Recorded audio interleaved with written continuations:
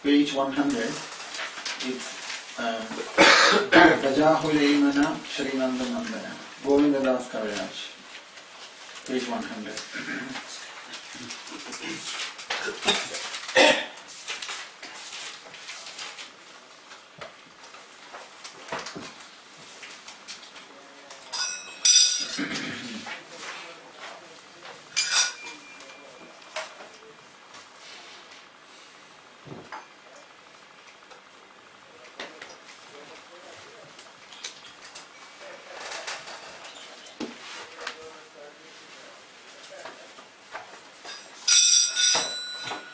Bajahuri mana Srinanda Nandana Abhaya Charanare Vindani.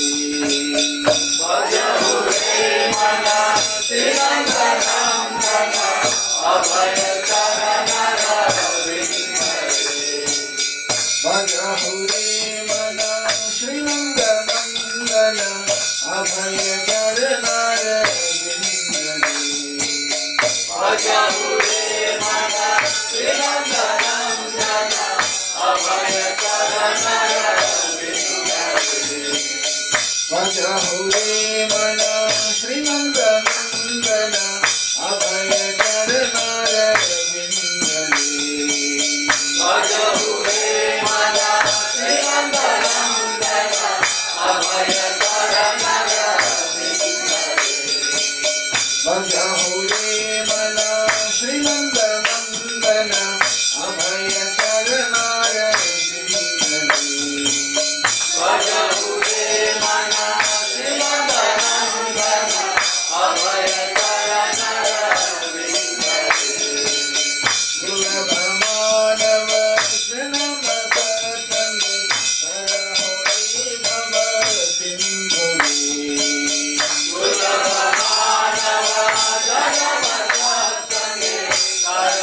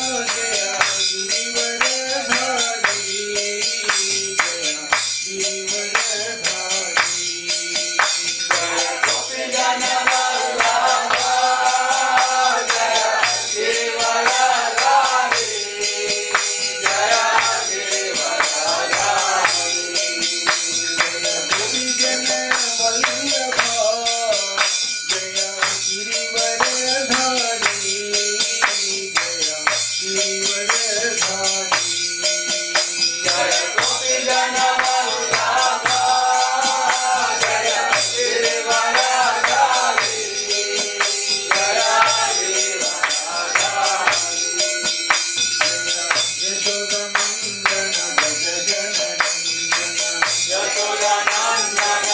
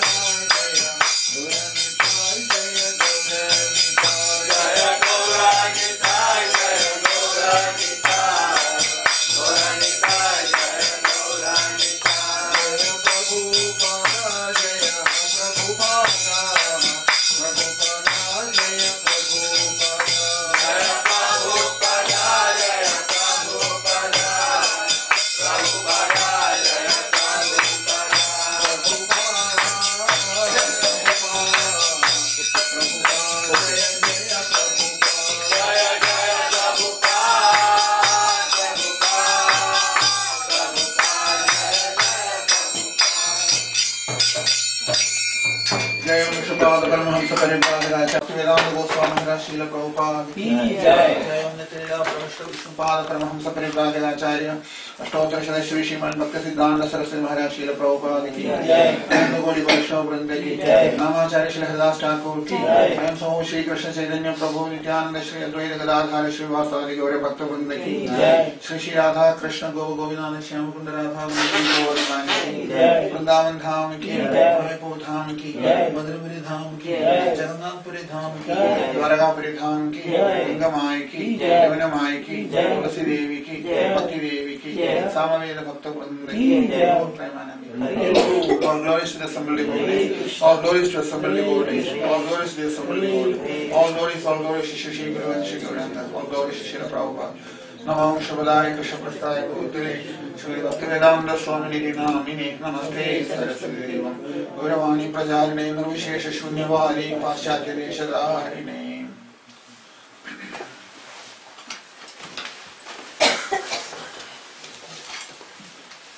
Om Namo Bhagavate Vasudevaya.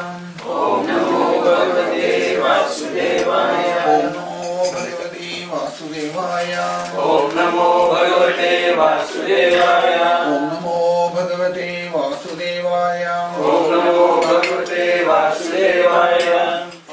Om Ajnanamidandasya Jnananjanashadakaya Chakshurmilitam Mena Tasmai Shri Gurave Namah. Shri Chaitanya-Manovistam Sthapitam Yena Bhutale Swayam Rupa Kadamaya Dadati Swadamantikam. Vandeyam Shri Guru Shri Yudhavaram Shri Guru Vaishnavamscha Shri Rupam Sagrajatam Sahana Raghunathanmidam Sajivam Satvaitam Savadutam Parijana Sahitam Krishna Chaitanya Devam Shri Radha Krishna Padan Sakana Lalita Shri Vishakhanvidamscha Om Vishnu Padaya Krishna Prastaya Bhutale Srimad Bhaktivedanta Swamini Namine Namaste Saraswati Devi Gauravani Pracharine Nirvishesha Shunyavadi Paschatya Deshadharine Vishnu Padaya Krishna Prastaya Bhutale Srimad Bhaktivedanta Saraswati Namine Shri Vaishnava Devi Kaya Prabhataye Krishna Sambandha Vijnana Dayini Prabhave Namaha Gopilojjala Premodya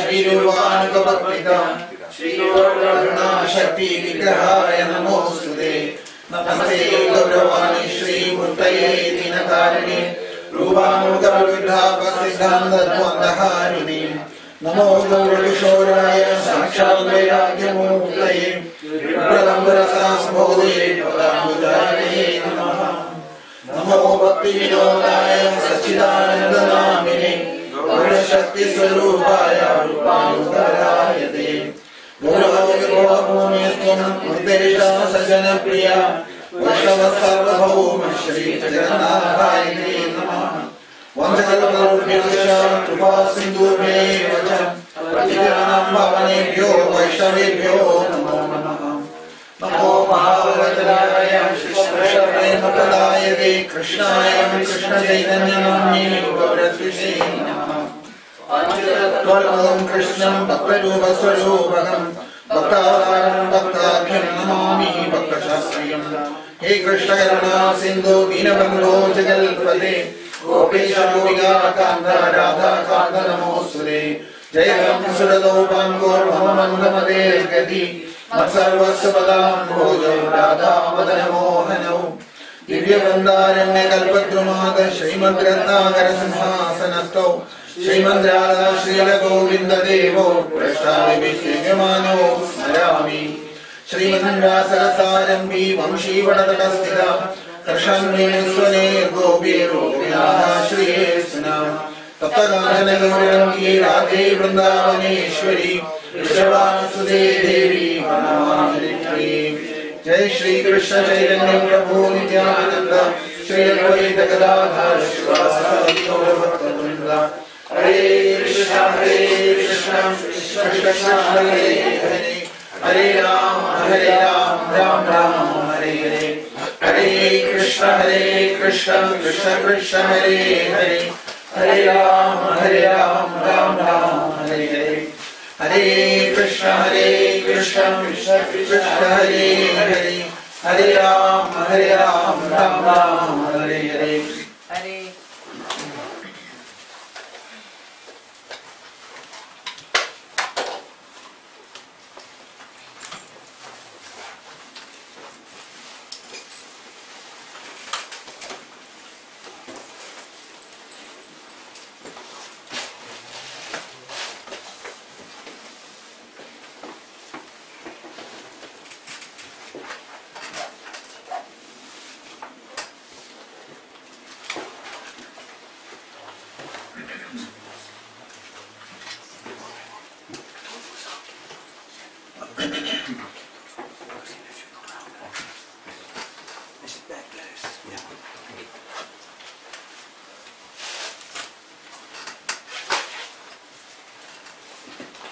Adveshta Sarvabhudanam, verse 13. Adveshta Sarvabhudanam, Maitra Karuna Evacha, Nirmamo Nirahangara Samatukha Sukhakshami, Santushta Sadvam Yogi, Yadalma Bradanishaya, Maya Arpita Manobhutir, Yomal Bhakta Same Priyaha. So, we were discussing the symptoms of a devotee. Symptoms of a devotee. And we have seen that while Krishna is talking about the devotees, means devotees who have reached that pure state of Krishna consciousness, in other words. So none of them are not the external qualities spoken. Everything is very internal things. Very internal things. In other words, just like we mentioned before the sun rises, just like you see that how in the horizon the color changes, the reddish color appears. Similarly, before one realizes the truth, before that these qualities will come in that person in natural way. Important thing to remember is these qualities can never be cultivated. You can't cultivate them. It has to come from the Prakriti. That is the right understanding. Because if all these qualities were, these are, material nature provides that to the person who is progressing on the spiritual life. It comes from the nature. Adveshta Sarvabhudanam, we talked about this. Na dveshta alpano dukha hetum api na kaschil deshtri sarvani bhudani alpadvenihi pashyati. In other words, because he can only have this state if he sees himself same as others. In order to see oneself same as others. Na dveshta alpano dukha hedam api na kaschil dveshti sarvani. Only in that case it is possible if he sees them as the soul. Atmatvenahi pashyati. This is the important thing. So, till Atmatvenahi pashyati, till you see them as the soul, this change won't happen in us. This change won't happen in us. When Krishna's mercy comes to a person, when that mercy comes, Kripa, when that comes, and when realization develops inside that I am not the body, I am soul, and I am different from, independent from the mind, intelligence, ego, everything, that goes away. And when self-realization happens, at that time, he is seeing himself as the soul, and then these qualities will be there in him. That is the way it happens. Not by training. You can't train anybody on these things. It's not possible. We always think everything can be trained, isn't it? It's not possible to train these qualities. That's the important point. That Bhudani Almatvenahi Pashyati. When you start seeing them as the soul, then these qualities will be there in him. Otherwise it will be totally artificial if you train them. It won't stay.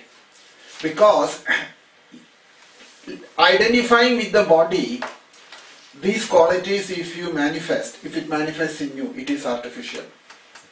If you are identifying with the body and if these qualities you exhibit to others, it will be a totally artificial thing. it is very closely linked with our self-realization. Everything in the Bhagavad Gita is nothing but self-realization. But mistakenly, many times we think that we list the qualities and say from now on I'm going to practice them. Practicing won't help. Advaishta sarva bhudanam maitra karuna evacha nirmamo nirahangara samadukha sukhakshami. And Krishna also mentions that Maitri, Mitra Bhav, friendship to others, Maitri Mitradaya Vartade Idi Maitraha. So able to stay in that relationship with everybody, in Mitra Bhavam, Karunyam, mercy to others, compassion to others, Kripa, Karuna, Kripa, Dukhideshu, Daya, Tadwan, Karunaha. That when he is feeling others, seeing others suffering in this world, and feeling Karunyam, compassion for them, is called Karuna. Karuna means that Sarva Bhuta Abhayaprada Sannyasi Ityartaha. And able to give shelter to others, even in their difficulties, such a person is a sannyasi. Samadukha Sukhakshami. Maitra Karuna Evaja Nirmamo Nirahangara Samadukha Sukhakshami. Nirmama means Mama Pratyaya Varjito Nirahangaraha Nirgadaham Pratyaha. One who thinks that me and mine, he is freedom from, he has that situation with him, he is like this, Nirmama. He is Nirmama. He is never thinking it's anymore mine, mine, mine. That means never thinking about himself, that bhavam, that thinking that I am important, I am someone. That freedom from that is Nirahangaraha. Krishna is saying Nirahangaraha. Samadukha Sukhakshami. That means in Samadukam, in Sukham Dukham, by now what happens is, you can see this very clearly, that Sukham and Dukham is Ragam and Dvesham, isn't it? Attachment and aversion is happiness and distress. Where does it come from? It comes from the Jiva, from the ego, inside false ego. When the Jiva Bhavam goes, when the false ego moves away, and identity with the soul comes, naturally this Samadukham will come to him. Because for him there is no Dukham, there is no Sukham, as far as soul is concerned. That is the way that thing has to happen. Not that I keep all my false ego inside and thinking that I will deal with happiness and distress equally. That won't happen. It cannot work. It may work for 1 or 2 minutes. After that it will go back to the same, like the dog's tail. You take the pipe out, the dog will go back, tail will go back to its old state. It's the same situation with the living entity. As long as the whole thing is, everything is centered around the false ego. It's from the false ego, all these different things, what Bhagavad Gita is talking about, is coming from. It comes from Ragadvesham comes, and Ragadvesham develops into Sukha Dukham and all that. So, Kshami means able to tolerate all situations, never feeling upset about anything, willing to live with it, whatever that happens in life. Now, in the next verse, Krishna is saying, Sandushta Sadatam Yogi Yat Alma Drada Nishchayaha Mayarpida Mano Buddhir Yomal Bhakta Same Priyaha. Here, there is an important word. Krishna is used there, Mayarpida Mano Buddhi. You will see there, third line. Krishna uses the same word earlier also. In 1 or 2 places, he keeps repeating this.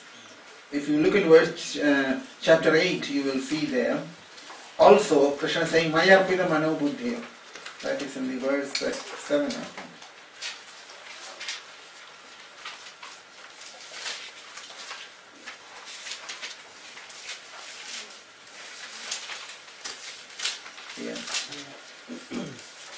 In the verse 7, in chapter 8, Krishna is saying exactly the same thing. Mayarpida Mano Buddhi. Third line. Here also third line. Mayarpida Mano Buddhi. Have you noticed that? In the verse 7 in chapter 8, Tasmal Sarveshu Kaleshu Mam Anusmara Yudhyaja Mayarpida Mano Buddhi Mama Veshyasi Asamshaya. Again here, Sandushta Sadadam Yogi Yadalma Drada Nishchaya Mayarpida Mano Buddhir Yomal Bhakta Same Priya. Krishna is saying there, isn't it? So, here, so why Krishna is saying this again? This Mayarpida Mano Buddhir. Most of us take it that Mayapida Manubuddhi, that's a very simple thing, isn't it? I just have to Arpanam means offer mind and intelligence to Krishna, that's it. So here it says Santushta Sadatam. Krishna is saying there, isn't it? Santushta Sadatam, in other words, all situations satisfied. That is the first thing. All situations satisfied. There has to be karanasya. In other words, for maintaining this material body, labhe alabhe, if you get things or if you don't get it, cha ulpannal alam pratyaha tadha gunavallabhe viparyaja santushtaha sadatam. In other words, whether you get it or if you don't get it, still whatever we got it, to be satisfied with that. That is that santushta sadatam yogi. Then, with Atma Drida Nishchayaha, because he is Drida Nishchayaha. What is that Drida Nishchaya? Drida Nishchaya means he is firmly fixed in one thing, that is about the soul. He is very firmly fixed on the soul. He is not going to change his position, thinking somebody else says something else, that he changes his mind. Well, it can be like a scientist has said like this, or somebody else has said something else. But because of that, changing one's understanding of the spiritual identity, reality, in other words. Very easy to move away from the platform of the soul. So that is why Swabhava yogi samahita chittaha yad alpa samyada swabhavo drida nishchayaha. Drida nishchaya means very firm about that. Dridaha stiro nishchayaha adhyavasayo yasya alpa tattva vishaye sa drida nishchayaha. Adhyavasayam. Adhyavasayam means that Adhyavasayam is that if the mind picks up something and never able to leave it, that is Adhyavasayam. You will see Krishna says Vyavasaya Miya Buddhi earlier in the second chapter. It's the same thing. That Adhyavasayam means that you have got onto something and never gives it up, gives it away. For example, in the mind, what happens is, so many sankalpam, vikalpam comes inside. And we pick up some of them and we hold on to them. Some of them we leave them. We don't take it seriously. So this sankalpa, vikalpam that comes into the mind, it should not come and break away your resolution or your resolve. Your resolve, it should not get changed. That is why it says here, Atma Dattva Vishaye sa Drida Nishchayaha. Atma Dattva Vishayam. As far as the Atma Dattvam is concerned, very firm on that. No compromise there. No compromise there. Firm, fixed mind in the matters related to the spiritual life, related to soul. Mayarpida manobuddhi, sankalpa vikalpalpagam mana, adhyavasaya lakshanam buddhi, te mai eva arpide sthabide yasya sanyasinaha. So, mind has got these two things, isn't it? Sankalpa, vikalpam. So, not only that mind, he also has to offer the buddhi also. Nishchayalpiya buddhi. This is the definition of the mind and intelligence. Definition of the mind is sankalpa, vikalpam, mana. What that creates sankalpa, vikalpam inside, that has to be given to Krishna. Nishchayalpiya buddhi. That buddhi that creates the decision making thing, that has to be given to Krishna. We will discuss that when we come back to 8th chapter better, because there it's a lot more in detail, these things are spoken. But for the moment, Krishna is saying this, if you remember these two things, that why mind and intelligence should be handed over to Krishna. It's a very important thing in spiritual life. Mayarpida manobuddhir yomal bhakta same priyaha. Krishna is saying there, Mayarpida manobuddhir yomal bhakta same priyaha. And earlier Krishna says, Mayarpida manobuddhir mama veshesi asamshaya. In the 8th chapter, Krishna is saying like that. Priyo hi jnanino tyartam aham sacha mama priya. Priyo hi jnanino tyartam aham sacha mama priya. There is no one who is dearer to me. In the 7th chapter, Krishna mentions that. If you look into the 17th verse in the 7th chapter, you will see Priyohi Jnaninotyartam Aham Sacha Mama Priya. there Krishna says, Priyohi Jnaninotyartham aham sa cha mama priyaha. Isn't it? That Jnani, I am that person, Jnani, he says. Krishna says there. In the 17th verse, if you look, you will see there. In the 7th chapter, 17th verse.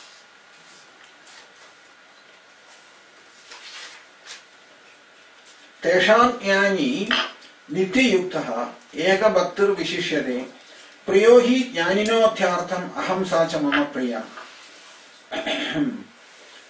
Krishna says, Tesham Jnani Nityayukta Eka Bhaktir Vishishyade Priyohi Jnaninotyartham aham sa cha mama priya. That Nityayukta means one who is fixed at Jnani, he is the best, he says. He is the best because I am very dear to him and he is very dear to me. And he is not different from me also. Priyohi Jnaninotyartham aham sa cha mama priya. He is not different from me. So why does Krishna say like that? Because Krishna says that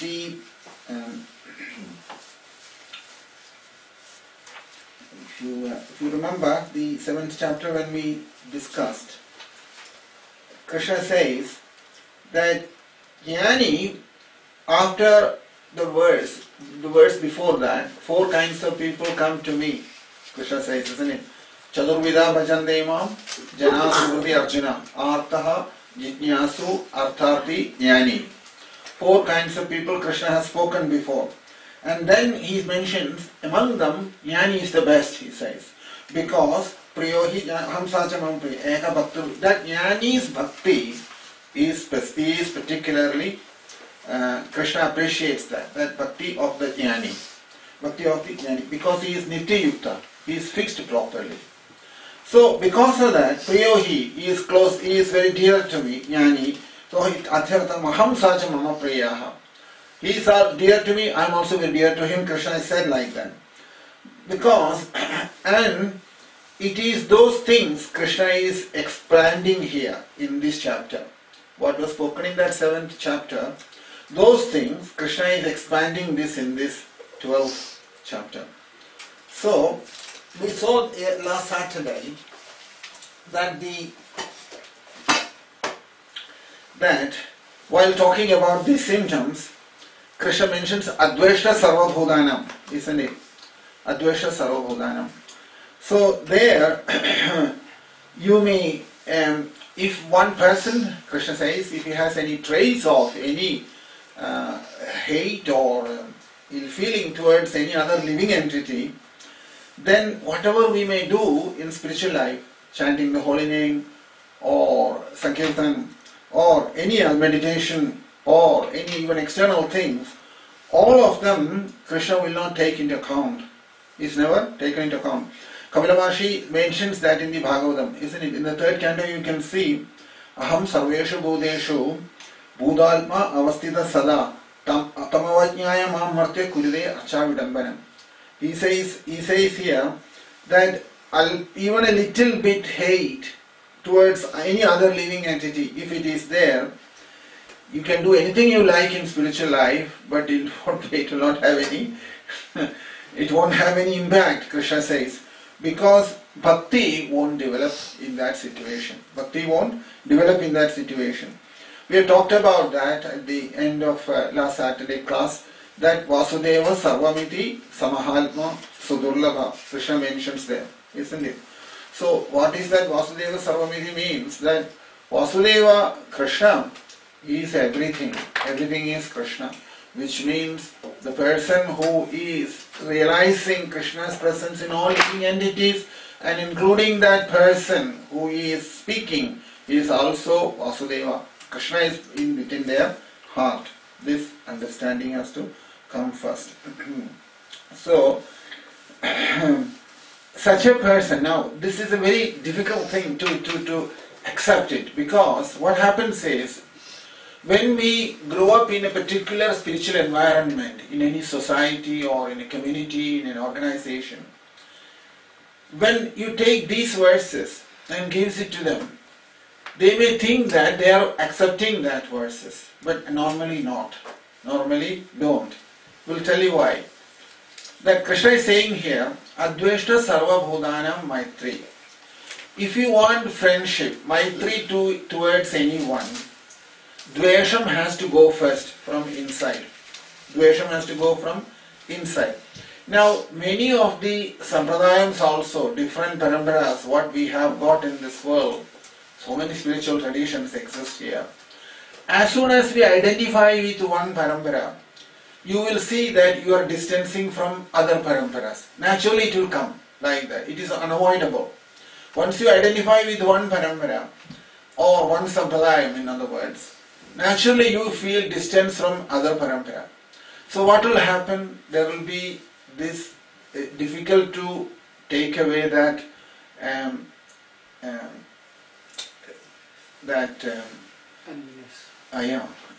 or do you feel that mine is the right one, theirs is not the right one. This will come. In that state, it is not possible to have adveshtam. It is not possible. Because Krishna is saying here, Maitri is an important thing. Maitri means you should be able to see that everyone the same, the friendship to everybody. But Maitri will be very difficult when there is dvesham inside. Because if ever we find that another tradition or another parampara is not following the same way as we are doing, this problem will come because you will see that you are distant from the others and you will think that yours is bona fide, theirs is not bona fide. Or you may say you are perfect, theirs is not perfect. Once that comes, then there is a problem. Then this state cannot happen inside. Adveshta Sarva Bhudanam. So, Maitri Bhavam is not possible. So, but because if you see that person itself, you will start thinking, he is different than me. He is different than me. And because that attachment, that kind of identity, it can happen in various ways. Somebody who thinks that, oh, I am a sannyasi, I have nothing, then you start looking others down in a different way. Oh, he is only a householder, and nothing to do with him. It is not possible. Identification, how it changes inside. Or if you are a householder, you may think the same way. He's a sannyasi. I am just a householder. What does it matter? You will think that way also. Same thing with brahmachari, grahastham, vanaprastham, all the same way. Brahmachari will think, oh, he's a householder. I have nothing to do with him. Householder will think he's a brahmachari. What does he understand? So in this division, in this way, it will always cause problems. Not that, and when one becomes, Krishna is saying, when these qualities develop in a person, he is not thinking anymore, I am a brahmachari, I am a grahastha, vanaprastha or sannyasi. Or I am this caste or that caste. Or I am this Hindu or a Muslim or a Christian. You have to go beyond all these things to come to this stage.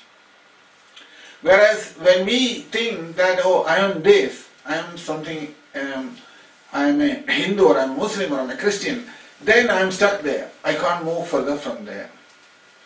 Isn't it? That's why these qualities will only happen when self-realization comes. Before that, anything you try to impose on people, it won't work. Because it doesn't realize, he's still thinking in terms of his identity, this institution or that institution, or this religion or that religion, or this caste or that caste. And so many different identities can come, and we have stacked up all those inside in us. We have to take out all that what we have stacked up one after the other before we come back to this state. That is the problem. It's a very difficult problem it is. Because so many things we have identified ourselves with many things inside. I am a Tory or I am a Labour or Lib Dem. Or I support this football club or that football club. Like this various identities we have developed inside in a very subtle level, and that's always operating. And various ways, I am this caste or that caste, or I am so many things to identify with, isn't it? So what Krishna is saying here is that all that has to go what you are not. None of them are we actually, aren't we? None of them is our identity. So all that has to go first before it happens. Now you see the difficulty in spiritual life, how difficult it is. How much garbage we have created inside, we don't know. We are thinking everything is fine inside. Of course, I am following the 4 regulations and 16 rounds. 4 regulations, 16 rounds is not the answer to all the problems inside. Before realization happens, Krishna is saying here, Adveshta Sarva Bhudanam. Otherwise, why use the word Sarva Bhudanam? To all the living entities able to react in the same way. Adveshta. Maitri. Not only Adveshta, but Maitri also. You will see this in the realized souls, this quality in them. They will deal with the snake, the cat, the lion, the tiger, the deer, the cow, and other living entities, all able to relate with them. Why? Because there is no dvesham inside. None of those living entities create any harm for them. That is how it happens. They are not seeing the other living entities anymore in terms of the body. Many Mahatmas who are like that. All the animals will come to them and live with them peacefully. They never felt any difference. Why? They were not frightened. If you remember Chaitanya Mahaprabhu, when he was passing through Jharkhand forest, all the deers and the tigers were dancing and coming to them. How is that? This is the reason. Because for Chaitanya Mahaprabhu, they are not tiger and deer or lion anymore. They are Atma, soul. That stage has come. That means if you come to this Adveshta state, Adveshta Sarva Bhudanam, Maitri will come there. Maitri will naturally come to other living beings. Otherwise it's not possible. Now, like Chaitanya Mahaprabhu has done, if you go to Jharkhand and start dancing with the tigers and all, what will happen? Because I've gone through the course for developing all these qualities, so if I go there with all that, it won't work, would it? They will eat you, that's all. You won't come back, you will go only one direction. But, so that is the difference. That is why, without understanding, simply thinking that everything is training doesn't work. Adveshta Sarva Bhudanam Maitra Karuna Evaja. It's a very important word, that Maitri has to be there and Dvesham must go. Two things has to happen at the same time. That's what he's saying there. Adveshta Sarva Bhudanam. So, Maitri Bhavam. So, wherever, if we have a little attachment anywhere, in anything in this world, in that case, because in Vyavaharam that's what happens, isn't it? Vyavaharam is centered around this attachment somewhere. So, if you have attachment anywhere something, what that is not, you will find a distance from that. Anything you can think yourself. Anywhere, if you have, say for example, you work for a company, you are attached to that company, that means you will distance yourself from the competition. Is it not? You will find that you are not the same group as... This is how subtle that mind is working. Suppose you are working for one company and you will think that I belong to that company, you are identified already. That means you are distanced from the competitors. You support one country, that means you have to naturally reject the other country. You support one football club, that means you have become the distance from another football club. And that's like that in everything, whatever you take in this world, wherever you are, you identify with one community, you have to distance from the other community. So, Adveshta state is not so easy to think like that. Nationality, religion, language, so many things. And all this is built up inside one over the other, inside. And this is what I call myself as my identity. Is it not? Or which passport you are holding? If you have a British passport, you will say, well, I'm British passport holder, I'm not Indian passport holder. Or like that. So many things, different identities, isn't it? So here, identity is a big thing. Identity will not allow you to come to this stage. Adveshta Sarva Bhudanam Maitri. Maitri state is a very higher state where there cannot be any identity with anything. Only then Maitri is possible. Proper Maitri. Otherwise it will be simply artificial.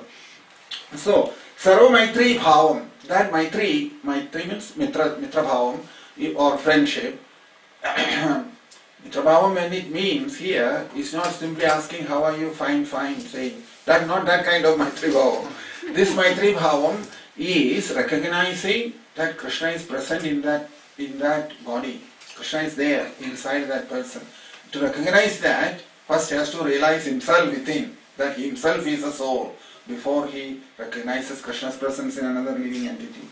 So, that person who had freed himself from all these things, all these differentiations in life, he is a devotee, Krishna is saying. He is the one whom Krishna calls as devotee. Devotee is not a simple thing. Devotee is a very higher state of consciousness, isn't it? That is why, if you look into Bhagavatam, we mentioned that also in the second chapter of the 11th canto, 45th verse. Sarvabhudeshu yat pashyet bhagavad bhavam atmana bhudani bhagavatyesha savai bhagavadottama. Very, very, very high definition of a devotee. Sarvabhudeshu yat pashyet bhagavad bhavam atmana bhudani bhagavatyesha savai bhagavadottama. Krishna says, isn't it? In other words, first thing is Sarvabhudeshu yat pashyet. He has to see Krishna in other living entities. In other words, Bhagavad Bhav. Bhagavad Bhav means that he is only seeing Krishna in the person, not the body. You can't see the body and then say Krishna is inside. No. Krishna is there, body may be there or not. Body is not his identity. Krishna is his identity. The soul is his identity. That level, one has to rise to that level before we can talk about bhakti, proper bhakti. Sarvabhudeshu yat pashyet bhagavad bhavam almana and bhudani bhagavatyesha savai bhagavadottama. And all these living entities where Krishna is present there, it is that same Krishna is within me also. Only then you can see everything on an equal level. Otherwise it is not possible. So in the third canto, Kapila Maharshi spoke a little strongly about it. Krishna, in the 11th canto, Hari Maharshi didn't put it very harsh. But here, in the Devahudi Devi, when Krishna and Maharshi was saying, he says, Aham sarveshu bhudeshu, in all living entities, Bhudalpa avasthita sadha. I am there in everyone's, as the soul, in everyone. Alma avasthita sada, all the time. And tam avajñaya mam martya. And a person who ignores that understanding, Martya, Kurude Archa Vidambanam. He's just wasting his time. He's actually insulting me, Krishna is saying. Kurude Archa Vidambanam. He's taking flowers and offering to me to the deity. But he's not seeing this thing. He said he's just a waste of space. As far as Krishna is concerned. Kurude Archa Vidambanam. So that's why you can see Aham Sarveshu Bhudeshu and Bhudalma Avasthita Sadam. Tam avajñaya mam martya kuride archa vidambanam. And then he says, Yo mam sarveshu bhodeshu sandam alpanam ishwaram hitva mam bhajade maudyan basmanyeva juhodisa. He says here that instead of recognizing my presence in other living entities, out of foolishness, he is worshipping me in the deity, simply worshipping me in the deity. His offering, Krishna says here, Maudya Basmanyeva Juhodisa. It's just like offering me with ashes. He says, you're throwing ashes at me, but nothing is happening. Dushada Paragayema Manino Bhinnadarshinaha Bhudeshu Baddhavairasya Namanashandimrachadi. Krishna says that one who do not recognize Krishna's presence in other living entities, and one who is always proud about himself, and he is seeing difference in everyone, such a person, and who has this inimical feeling towards other living entities, he will never be peaceful in life. He will never be peaceful in life. He says Shanti will never come to that person. Because that is how he has practiced his spiritual life. So you can see, without properly taking Krishna's instructions, and if we start doing things that all other things and start thinking that spiritual life is all going to go, it will all end up in a wrong way. Dvishada paragayema manino bhinnadarshina. Paragayema manino bhinnadarshina. Finding it difficult to respect other living entities, not seeing that Krishna is present in them. Bhinnadarshina, and also thinking that they are that body and not able to Bhudeshu Baddha Vairasya, and also developing all kinds of Vairam. Vairam means inimical feeling towards other. He is in my camp, he is not in my camp, like this. Separating people all the time. Thinking that he is with me, either you are with me or you are enemy. This kind of nature. This is a dangerous thing. And they will never be able to feel any peace inside because they have always got some enemy outside waiting.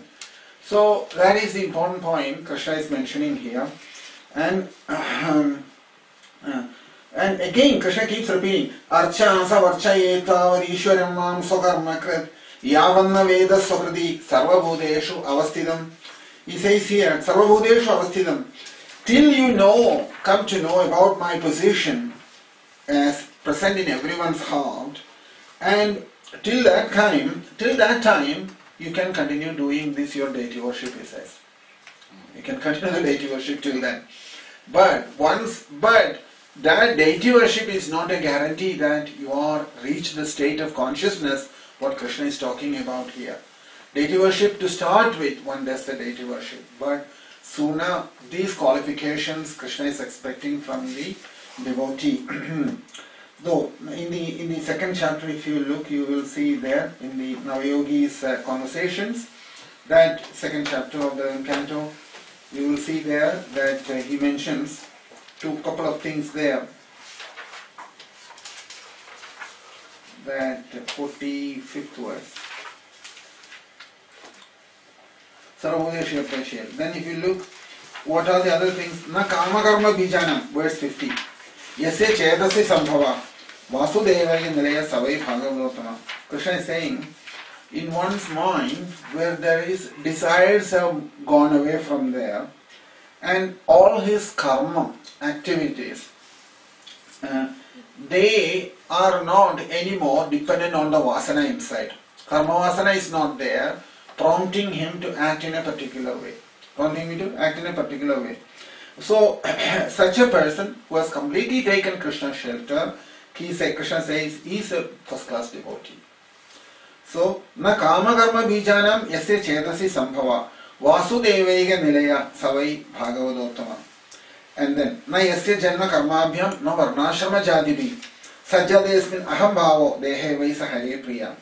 One who thinks that he has got a higher birth, or he has performed austerities, or due to varnashrama dharma also, if someone feels that I am higher or lower than somebody else, when such things happens, Krishna is saying, Hari Maharshi says here, that if such a person that is all based on the body, you see. All this false identification is based on the body. Such a person is very difficult to please Krishna. Then he says, Na yasya swaha paraha idi viteshu almini vabhida sarvabhuta samashanda savai bhagavadottama. So, first of all, na yasya swaha paraha, that even the wealth or worldly assets, if he starts thinking mine and yours, and that differentiation also, Krishna says, that is also even creates a Veda Buddhi. Veda Buddhi means this is all mine, that's all yours. That Veda Buddhi, Viteshu Alpaniva Vida. On the other hand, it is Krishna's, that recognition has to come. Sarvabhuta Samashanda Savai Bhagavadottama. And always being equally disposed to all other living entities and always in Shanti state. Sama Shandaha Savai Bhagavadottama. He is a first class devotee, he says there. So this is how, now what Hari Maharshi spoke there, those qualities, and what Krishna is saying to Arjuna here, if you compare both, you will see they are one and the same. They are one and the same. So, Maitraha Karunyam Nirmamo Nirahangara Ahanda Mamada Tyagaha Jivan Muktase Lakshanaha. Ahanda and Mamada has gone. Ahanda means me and Mamada means mine. And they do not have that pride anymore in their body. And they do not think that everything belongs to them either. They do not think anymore like that.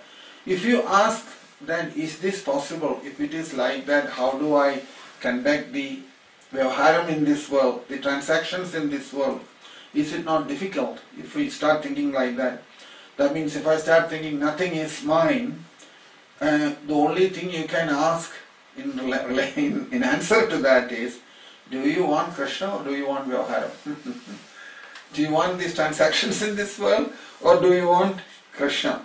So, if you say that I am happy with my vyavaharam in this world, then you say, keep it like that. When you leave this world, vyavaharam will go. There won't be any more vyavaharam after that.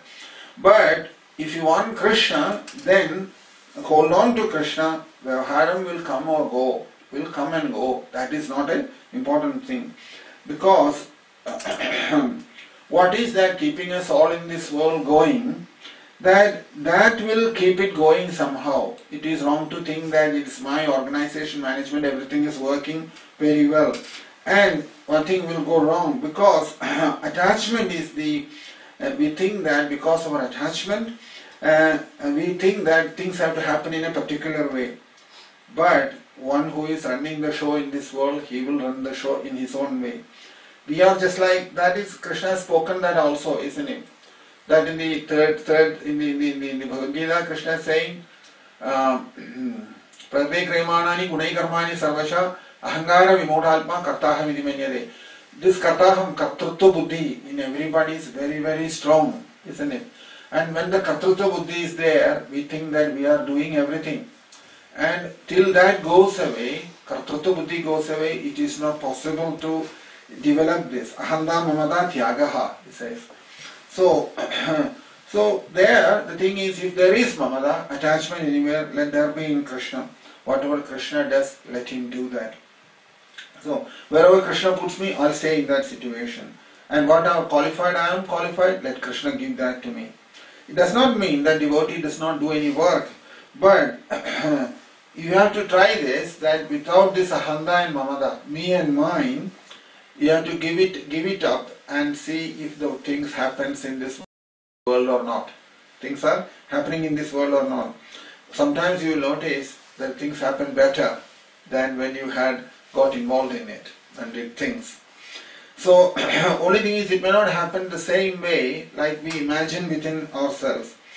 So the way we think about it, or we imagine about it, or the way we desire that it should happen, we think that that's the way it should happen. And if you look at it, you can see, is it perfect now? After we have done all the management and organizing everything. One's own life, if you look, you can see this happening all the time. Wherever we got involved and we think we have organized this, we have organized that, so many things. But at the end you see it didn't happen.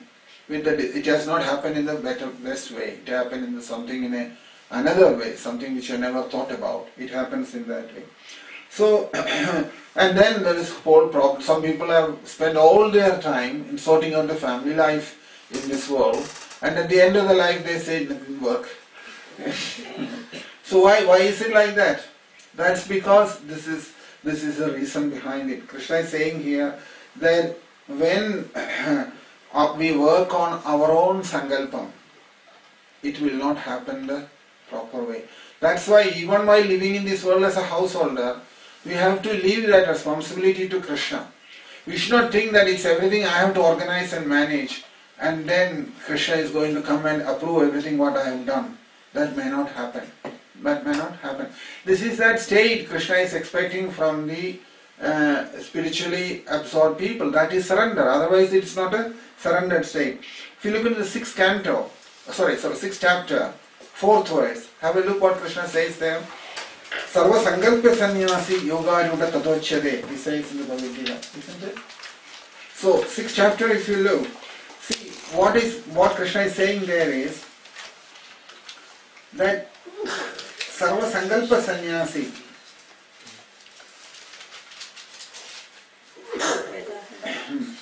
yadahi indriyarteshu na karmasu anusajjade sarva sankalpa sannyasi yoga rudastadochyade. Krishna is saying a person is a yogi, is said to have attained yoga, or is a yogi when, having renounced all material desires, he neither acts for sense gratification nor engages in fruitive activities. When sankalpam leaves, sankalpam, you know what that means, isn't it? Sankalpa means imagining in your mind certain things as must happen in this way. That is called sankalpam. It's a very interesting subject in the Shastra, this sankalpam. Let's look at it this way. We have 3 states, isn't it? Vacant state, dream state, deep sleep. In the deep sleep state, you have no mind there. Mind is gone, is it not? There is no mind in the deep sleep state. Because there is no mind there, there is no sankalpam there. Because there is no sankalpam there, you have a good time in the deep sleep. You sleep well. Because there is no sankalpam. Is it not? Because you don't have any sankalpam, you are in a happy state. You have not decided something. Something must happen in this way. So, if you go into the deep sleep state, where the mind has gone, there is no mind there. Remember, according to Upanishads, mind is a powerful energy that comes from the Chit Shakti. It manifests, it does some things and it goes back. In the deep sleep state, it goes back. So, it doesn't exist with us all the time. It is in the vacant state and in the dream state. Now, if you look into the dream state, what happens then? There, you cannot have any sankalpam. Why? Mind is acting completely independent. Totally independent it is acting, is it not? Suppose you say to yourself that I want to dream in a particular way. Does it happen that way? No, it doesn't happen. There you have no freedom. So in the dream state, the mind does what it wants. In the deep sleep, he is not there. He or she, whichever way you want to call the mind. He is not there in the deep sleep. In the dream state, he does what he likes. Only in the vacant state, you are trying to play with his mind. That's the only time when he is at your disposal to do what he wants to. And that time, he creates havoc. Is it not? The mind plays havoc with everybody. And people are thinking, oh, this, to my mind, I make this decision, everything is in my control. They think like that. So this is how much it is in control. Only in the vacant state, for again, it's a subject we'll talk later when it comes to the 8th chapter, but few things I'll mention here. See, the mind's influence on us, look at it this way. What does mind do to us first thing? Mind has one important thing, the Sankalpa Vikalpa. What does Sankalpa Vikalpa mean? Sankalpa Vikalpa means it brings all the time you get absorbed in the past. Or you will think about the future. Past and future, past and future, past and future. Right? So, between past and future, you are living your life in this world. You are not living in the present. Most of the time, if you have something, say something happened in life, what do you do then? Why did it happen? Start thinking about it. And then so many other incidents in relationship with that, what happened, you start connecting with that. And keep on analyzing the past life. It goes in that direction. Suddenly, something happens and you are worried about the future. You go into the future thinking about it. What will happen? What should I do about this? What should I do? So, whole spiritual material life is centered around this past and future. Past and future. And this past and future is the thing what is created by the mind. Mind does that, past and future. Suppose anything what you are doing right now, as soon as the mind has got absorbed in that, it has become past. Is it not? It becomes past. Something you are thinking about saying something, now it has become past. Very next moment it has become past. So, practically between past and future, you are absorbed in life all the time. In other words, in spiritual life, there is no past, there is no future. Fully recognizing that this past and future has come to me due to mind. If you are under the influence of past and future, you have to take it that you are under the influence of the mind. You cannot have spiritual life. It's an important thing because most of the time think about yourself. Most of us, what do? Dreaming what has happened in the past. Or what I have to do it in the future. This is what I am thinking all the time, isn't it? What has happened in the past or what I have to do in the future. And 80%, 90% of our time is busy with that, past and the future. What Krishna is saying there is that past and future belongs to mind, not to spiritual life. If you give up this habit of reflecting on the past and the future, then you are living a spiritual life. Otherwise not. Spiritual life is now. Right now. It has, what you are doing is that. Not what, that's why people think that, oh, when I retire I'll have a lot of time. Then I'll practice spiritual life seriously. A lot of people make plans like that, isn't it? That's all nonsense. It doesn't work like that. Where is the guarantee that first of all you will be there to practice it? And many people, when they retire, they may leave the body also at that time. So past and future is not a way taken into calculation into spiritual life. Never. And if we do not free ourselves from this problem of past and future, you cannot live today, in the present. You cannot live in the present because you will be busy with past and future. People tell us that you have to look into the past, what happened, you have to think what will happen in the future and do what is right thing here today. That's how everybody tells, isn't it? That's not how it works. Past is gone. That is all memory now. And future is all imagination. That also you don't know what will happen. Today, right now, what you do is what it matters. And you have to live the spiritual life only in that way. Right now, what you do, that's important. That's why Krishna is saying here, when he says, Mayarpida Mano Buddhi means this. Mayarpida Manam is this, that don't live in the past and future, live today. And that is what handing over mind to Krishna means. Yeah? If you are handing over mind to Krishna means that you have stopped this dreaming of the past and dreaming of the future. Right now, absorbed in Krishna. That is what that Mayarpida Manam. And same thing with the Buddhi also. Buddhi has come from this mind, isn't it? That's why, because it is like that, in Shastram, you cannot ask the question why. You cannot ask the question how. You cannot ask the question when. And you cannot ask the question where. When and where is time and space. Yeah? Time and space is when and where. So, if your mind is working, the questions are coming from the mind. And only when you have the mind, these questions will come. Why and how, when and where. All these questions have no relevance in spiritual life. We must be very, very clear on this. Otherwise, mind will come tomorrow and tell you something. Immediately you will get up, start, oh, I have to get this clarified first before I go further in spiritual life. That is not how it works. It doesn't work like that. Shastra will never accept these four things. When and where, why and how. Why and how is all in the material sciences, not in spiritual science. Spiritual life there is no why and how. Why and how, when and where is all in the material life, in relationship with the body.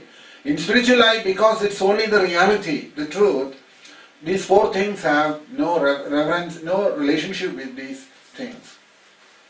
In spiritual life, there's only one thing, now. Nothing else. Everything now. Only then it's spiritual, otherwise not. So, coming back to this, yeah. Sarva Sankalpa Sannyasi Yoga Ruda Tadochare.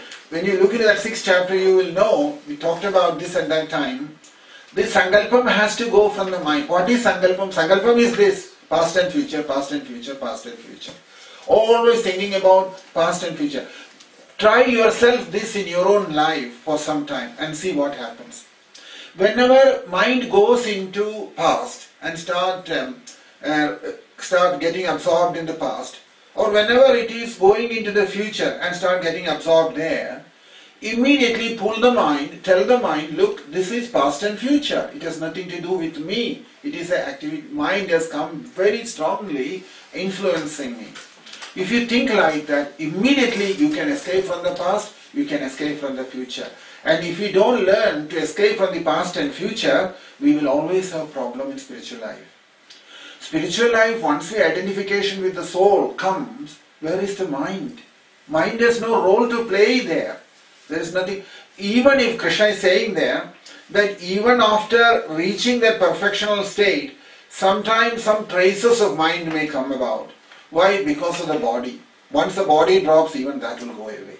That is self-realized state. That is the way self-realization is. And whereas, what do? We are planning for many generations to come. And we are thinking about many generations have gone from this world, performing Shraddham for grandfather, grandfather, great-grandfather, 5-6 generations back. Another few generations are going to come in the future. We are making sure that they also perform. All this is based on the Smriti. It is not Upanishad philosophy. Upanishad has gone beyond than that. When you want to identify with the soul, a lot of things you have to free yourself from. And this is all a part of that. You can't still get stuck in all those old things. And they have been created for certain reasons. That to live, if your idea is to live in this world peacefully and to create a peaceful situations. So, here, Ahamdam Mamadhatya, Sarva Bhudeshu, Sarva Sankalpa Sannyasi, Yoga Ruda Tadochade. So, for him, there is no Sankalpam, Krishna says. And if you have no Sankalpam, that means you have handed over your mind to Krishna. Yeah? No, not clear. Not clear? See, mind is taking you to the past, taking you to the future. Between past and future, it is creating you a feeling for you. Past time, present time, future time. That's how you study the time. In spiritual life, there is no thing called time. And there is no thing called space either. Time and space is a creation of the mind. We have to know that. Because otherwise, on the one hand, you are allowing this time and space to work so strongly, mind to operate. Time and space is only there for Vyavaharam. You have to leave it there. But in your realization, you should not allow time and space to get in. Once that gets in, then it's finished. Then you are just spending your time thinking about past, what happened, what will happen in the future, this anxiety. So Krishna is saying here, twice Krishna has used that word. You have to remember this. Mayarpita Manobuddhi. Some people are thinking that Mayarpita Manobuddhi means, oh, I have to sit there all the time. I should be thinking about Krishna. I should be thinking the form of Krishna. And then I have to live in this world. That is not possible. Always to think about Krishna like that. Because what will happen? As soon as you start doing something else, you will not be able to remember Krishna. Your mind will go into think what you are doing. Say you are fixing the light or something doing like that. Isn't it? So that is not what is expected from us. What is expected is this. That mind stops this, what we call pendulum business. One side to another side to back side, this side like that. If you do that, what happens to the mind then? Mind, you will see, mind is steady. It lives in the present. In other words, things will happen in its own way. You don't have to get involved with your mind in that. There won't be any absorption of the mind in there. Mind activity is the Sankalpa Vikalpam. And say, so, when Krishna is saying, Mayarpita Mano Buddhi, this function must stop, this movement of back and forth. And then that mind is surrendered to Krishna. That he is recognizing that he is living in the present, plus he is living in the present and he is recognizing his spiritual identity, in other words. That is spirituality. Spirituality means that, living in the present. What you are now, right now, that realization must come. It's no point in thinking that after 50 years I'll realize the truth, or at the time of death it will happen. But if it happens now, that is what Krishna is saying, Esham Brahmi Sthiti Partha. That state if you achieve now in life, Krishna is saying, at least sometime before death, if it happens to somebody, he will escape from here, he won't come back again. That is the point. So, what does it mean now? Suppose you are not having any Sankalpam. What does it mean? You will realize that the person who is having that Sankalpam is not there anymore. Who makes the Sankalpam? The Jiva inside, isn't it? The living entity, false ego, it is he who is making the Sankalpam, not the soul. The self, the soul inside, Krishna, who is soul present inside, he has no Sankalpam. Sankalpam is all coming from the Jiva. Jiva Bhavam is there. The Sankalpam is coming from the Jiva Bhavam.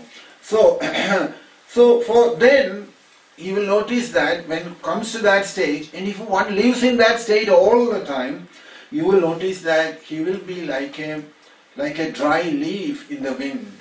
He will live in this world. In the wind, that is the examples given. When in the strong wind, how a dry leaf floats around all over. He will be so light in this world. His life in this world will be so light. It will be a lighter existence. Because why? He has not any particular plan for the future. He is not lamenting about the past. Krishna mentions that, isn't it? Na shojadi, na kankshadi, he says. Isn't it? Shojadi and kankshadi is the same thing. Past and the future. Past is the shojadi and kankshadi is the future. So freeing oneself from the mind is the first thing. So every time, whenever we experience some problem comes up, immediately you should think like this. It is that mind has started working. And mind is dragging me with that. That is past. I have nothing to do with it. It's gone. And something else, worrying about the future, thinking that something is going to happen in the future and worrying over it, which means immediately you have to reflect on this and think that mind is bringing that issue to me. I have nothing to do with that. It will, whatever has to happen will happen according to Krishna's plan, not based on my plan. So all this plan making will stop when you come out of the mind. You come out of the mind. That is the important point. So, nirmamo nirahankara samadukha sukhakshami. So, so that is why that Vasudeva Sarvamiti won't happen without all this understanding. So, otherwise, you can see here,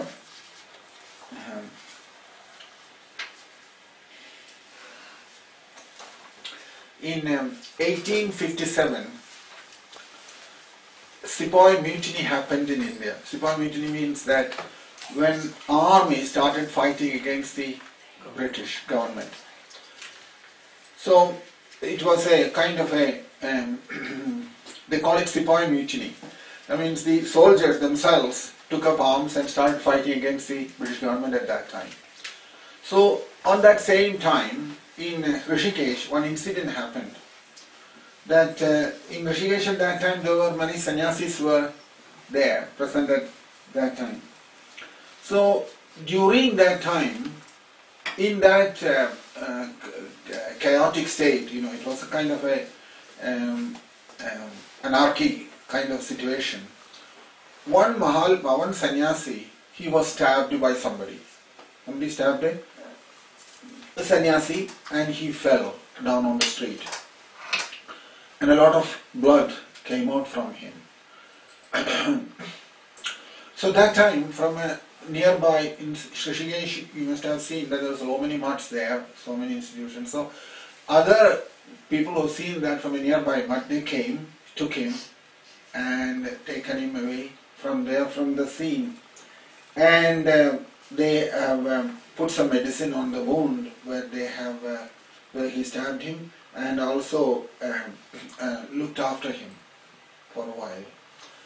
So, looked after him for a while, till he became conscious. He lost his consciousness. Yeah. So, one of the sannyasis who knew him before, he, after nursing him like this for a while, and when he came back to his consciousness, this sannyasi asked him, do you recognize me? Just to make sure that he is conscious. Isn't it? Like the doctors also do that in the hospital after the operation. That they will call you by name. And if you start answering, then they understand that you got your consciousness back. So the same thing people generally do that. That they, when they asked him if you recognize me, he said. So that sannyasi who was stabbed, he says, so, you see, I see only one thing, he said, that person who has come and stabbed me, and same Krishna is standing in front of me and nursing me. That was his answer. The same person who has stabbed me. In other words, that Veda Bhavam in him has completely gone. That is sannyasa. That he could not see that person anymore as his enemy or this person as his friend. He says, same Krishna who has stabbed me through that body is now nursing me through this body. That is how he answered that. So you can see that what happens when realization comes to person Mahatmas like that. They could not think anymore. Whereas what we would have done, we would have said, have we got him? Get him. Get the police to get him first. If not, few generations will go through the blood to take the revenge from him, isn't it? It is not easy. Spiritual life, these qualities won't happen overnight. Sarvabhodeshu yapashyed. What he is saying is that person who has Krishna, who has stabbed me through that body, is now nursing me through this body, he says. To that extent, that perfection has happened inside. And one side he is stabbing me, other side he is nursing me, he says. That's how he is seeing that. So, in other words, happiness and distress is coming from the same source. So, when distress comes to us, we say to Krishna, why you are doing this to me now? Why is it like this that you are doing this to me? So sometimes they come because we have not understood where all this is coming from, happiness and distress. When happiness comes, no problem, everything is fine. When distress comes, we go to Krishna, why Krishna is doing this to me? So one day it so happened, one devotee who had been coming for a long time, he asked one sannyasi there, that why is this so many problems in my life, everything is happening to me like this. So that Mahatma told him, he could not bear this anymore. He says to him, have you any time gone and asked Krishna when all the good things are happening in your life, why all this is coming to me? Have you asked that question any time? He says, no. Then why you are asking this now? When things are going well in life, you don't ask any question, do you? Nobody asks any question. Still now no one has asked. When things are going well, everything is fine, that's because I am managed everything so well. That's why everything is happening very well. But when anything little goes wrong in life, Krishna is responsible for that. Krishna has got something to teach me. He's teaching me a lesson. That's what they say. He's teaching me a lesson. I was not humble, therefore he's teaching me a lesson, they say. So this question, then, you can never see, has anyone so far gone to the temple and asked Gokulananda, why you are giving me so much happiness in life? Never. That question never comes. So same way, when distress comes, goes to astrologer, goes to the temple, goes to all these places. So that is the nature of the false ego. False ego wants happiness. False ego don't want distress. False ego doesn't want distress. So Krishna is saying here, when happiness and distress is not bothering you anymore, or able to see it in the same way, then false ego will not be able to stay there. False ego has to leave you at that time. That is the way to see if the false ego has left. That means when happiness and distress comes in life, if one is not disturbed over it, then you can see that person is free from false ego. Not that he is tolerating it, but it is not affecting him. It is affecting actually the false ego. Everything is affecting the false ego. Happiness and distress, everything. So that false ego, that place, that location is the pleasure-seeking center inside. Pleasure-seeking center inside. That center is there. And it needs pleasure and it resists pain. It resists pain and it needs the pleasure. So if you don't give that, if you don't give that to them, it will burn itself, and that is what Krishna says, samadukha sukhakshami. Samadukha sukhakshami. So another symptom what Krishna says there, santushta sadatam yogi yadalma dridhanishchaya. So devotee has to be happy, santushti. Santushti means always satisfied. Always satisfied. So sometimes people think that a devotee has to be very serious and very grave. Because I am in spiritual life, I have to be very grave. That's not right. Because this seriousness and everything. So one day, this question came up to one sannyasi, they asked, oh, you are a sannyasi, why you are not serious about anything? Always playing with the children and everything. So he said, I get serious when I get stomachache or headache. Otherwise I don't get serious. Why should I get serious? I'm always happy with the people who are around me and I live a life like that, he said. So there is no Nirvidyam. All children are Krishna's children and therefore Pandityam Nirvidya Bhadyena Tishtade. So when there is Tattva-jnanam or Tattvam, understanding of Tattvam, or one has known what is to be known, then Balyena Tishtasu. Balyena Tishtasu, they are like children. That is why, if you look into Bhagavatam, you will see the Dattatreya Maharshi was like a child. Jadabharata was like a child. Sukadeva Goswami is like a child. They move around in this world. They don't feel that they have some big burden on their shoulders or major responsibility with them. So, they become like children, in other words. They become like children, in other words. So, so that's why one who has got the strength of the realization of the soul, they are like children. They are like children. So you can see this also. Children are the strongest in the world, isn't it? They can get things done what they want.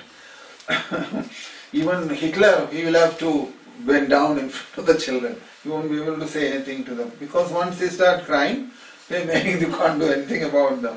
There is a story about this. Akbar, in his court there was Birbal. Birbal was famous, wasn't it?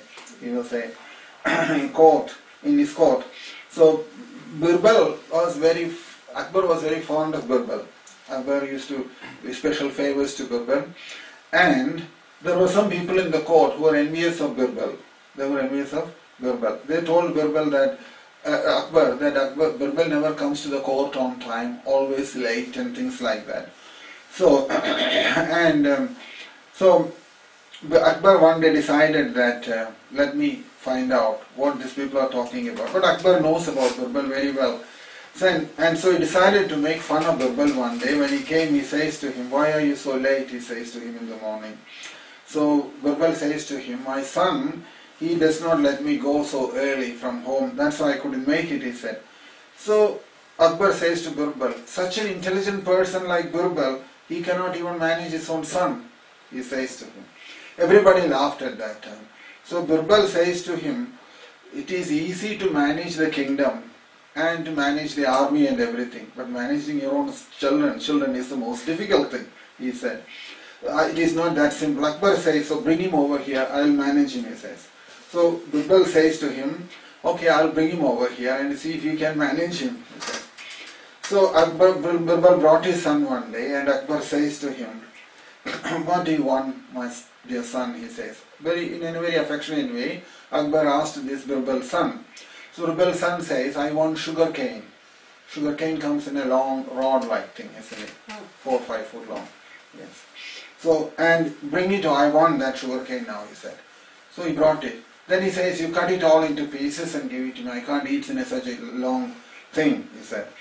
So Akbar brought everything, cut it all into pieces, and the child says to Akbar that, "I want the whole thing, you can't have anything." He said, like the childish way, he says.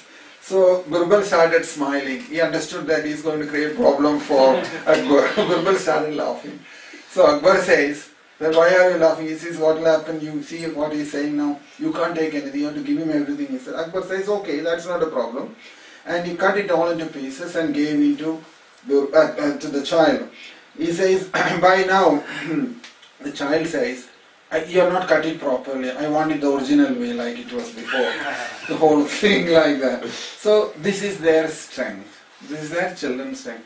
Why? Because from their helplessness, children are helpless, isn't it? Because their helplessness, that is their strength. Similarly, devotees' helplessness is their strength. Is helpless and dependent on Krishna in that way, that is their strength. Whereas if a devotee develops all kinds of false ego inside and thinking that I will manage it separately, I don't need anything from Krishna. Krishna wants to help, that's fine, but if not, doesn't matter. If that is not Krishna consciousness, that's not Krishna consciousness. So that recognition that Krishna is everything and Krishna is the person who is doing everything. Similarly, and when we say that we are looking after ourselves, that is a weakness actually. That is a weakness. So, when Krishna is there to look after the devotee, that is our strength. That is our strength. If we have to look after everything ourselves, we will become very weak. We will become very weak. On the other hand, the strength is to recognize that Krishna is there to look after us. That is the strength. Sandushta satatam yogi yadalma drida nishchayaha. And sandushta satataha, always happy about that. So, therefore, Krishna is saying, a devotee has to be sandushta satatam, always in the happy state. Always in the happy state. That is the devotee. Not too serious. He has to be happy also in his life. So,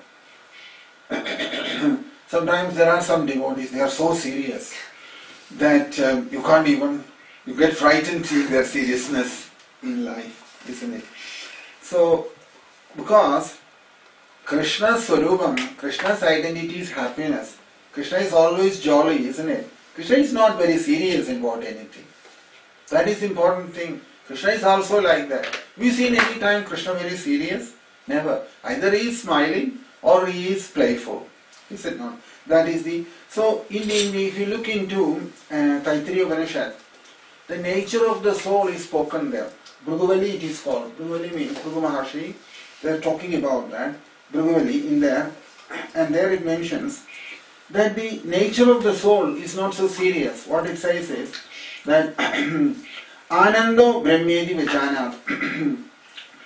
Brahman by nature, Brahman is the soul. By nature is Anandam, happiness. So Anandam eva Khalimani Bhutani Jayande Anandena Jadani Jivanti.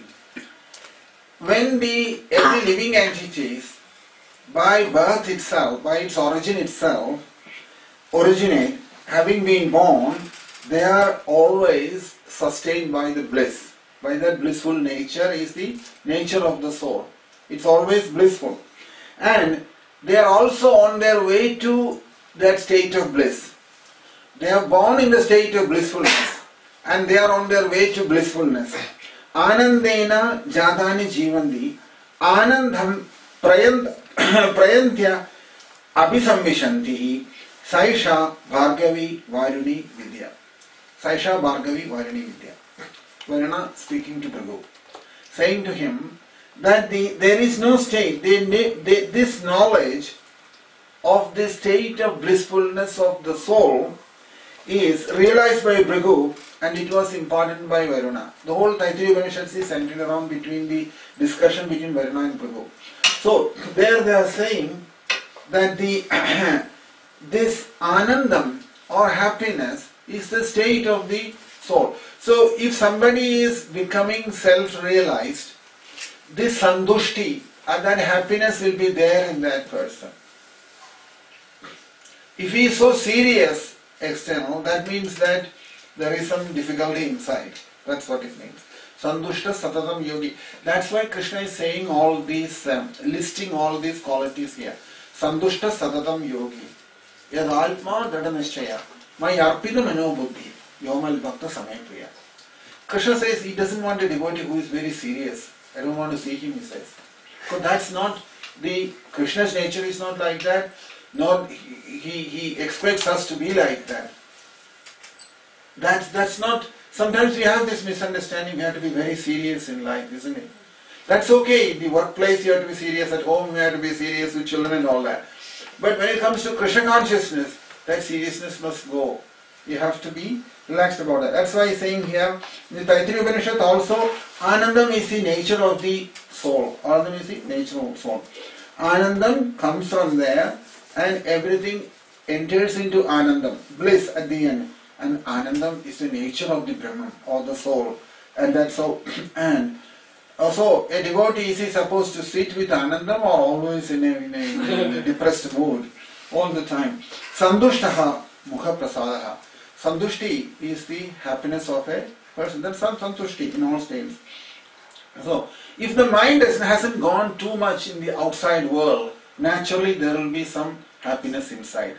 When the mind goes out in the world wandering around everywhere, then it will have a problem. It will have the problem. That happiness is our Swarupam. So unnecessarily we bring other things from the outside world inside. And that is when we lose that peacefulness inside.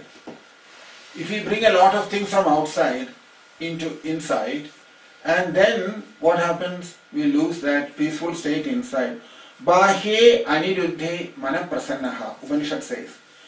External world, if you not allowed to get inside, then manaprasadam will happen the natural way. Manaprasade paramartha darshanam. When peacefulness comes inside, then shanti and realization of the truth will happen. Bahya manapra paramartha darshanam. And when the mind is in the present and happy state, paramartha darshanam. So outside things, if it doesn't go and get stuck in other objects elsewhere, mind will happen in a peaceful state. And happiness, Krishna says there, Santushta Sadadam Yogi. That Santushti, Sadadam Yogi, Mayal, Santushta Sadadam Yogi, Yadalma Dada Nishchaya. So that Santushti is freedom from desires. Freedom from desires. In the Bhagavatam, what it says is, one who is running around all over the world for happiness because of desires, how can he be happy? Bhagavatam is asking that question. And you can never compare the happiness of a person who has no desires, because that you will never get for a person who has desires and who is running all over the world, he will never get that happiness. If you look into the 7th canto, 15th chapter, 16th verse, Srimad Bhagavatam says, Srinarada Maharshi, while talking to Yudhishthira, he says this.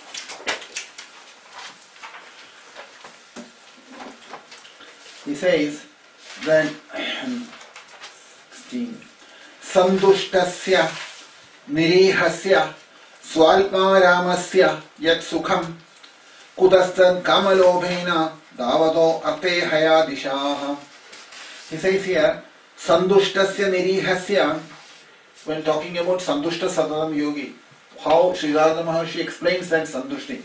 He says here, Santushtasya nirihasya swalparamasa yat sukham. Satisfied with what he gets in this world, and at the same time, not much of a desires he has cultivated here. And Alpa Ramasa Yat Sugam. He is Alpa Rama. He is situated on the platform of the soul. That happiness, he says, Kudastat Kama Lobhena Davado Arte Hayadisha. That happiness, what he gets, that person who is satisfied with what he got, and particularly not desiring anything in this world, and who is Alpa Rama, who is satisfied with the spiritual realization within, that happiness what he gets, how a person who desires a lot and to make money and acquire wealth, he wanders around all over the world. How can he have that happiness of this person? That's what Sri Narada Maharshi is saying to Yudhishthira. Santushtasya nirihasya swalparamasya yal sukham kudastan kamalobhena davado arte hayadisha. In all directions he is going, here, there, everywhere, to become happy. How will he be happy? Narada Maharshi is asking that question here. So that is the important principle here. So because of desires, I need more. Such a person, where will this happiness will come? Swalpa Rama Sukham, how he will get? Santushta Sadadam Yogi. So whatever devotee, Krishna is saying that devotee's nature is Santushti. Santushta Sadadam Yogi. Whatever he has got it, he is satisfied with that. And all great devotees were like that. If you look into their life, you will see. Satisfied with whatever they have got. Satisfied with whatever they have got. One example famous is that Ramana Maharshi, one day one devotee brought him a sandalwood walking stick and gave it to him. He looked at it and then gave it back to him. So he said that, the devotee said, oh, I especially got this from such and such a place, to give it to you, and I brought this for you and all that. Ramana Maharshi said, that was a mistake you have done. He said, I don't need this. I got my old bamboo stick, which I am using. I'm saying, if I keep that with me, somebody will come and they will see this. And they may desire it. I don't want to create even that desire in somebody's heart. That is how careful they are. Isn't it? So that is devotee. Santushta Sadadam Yogi.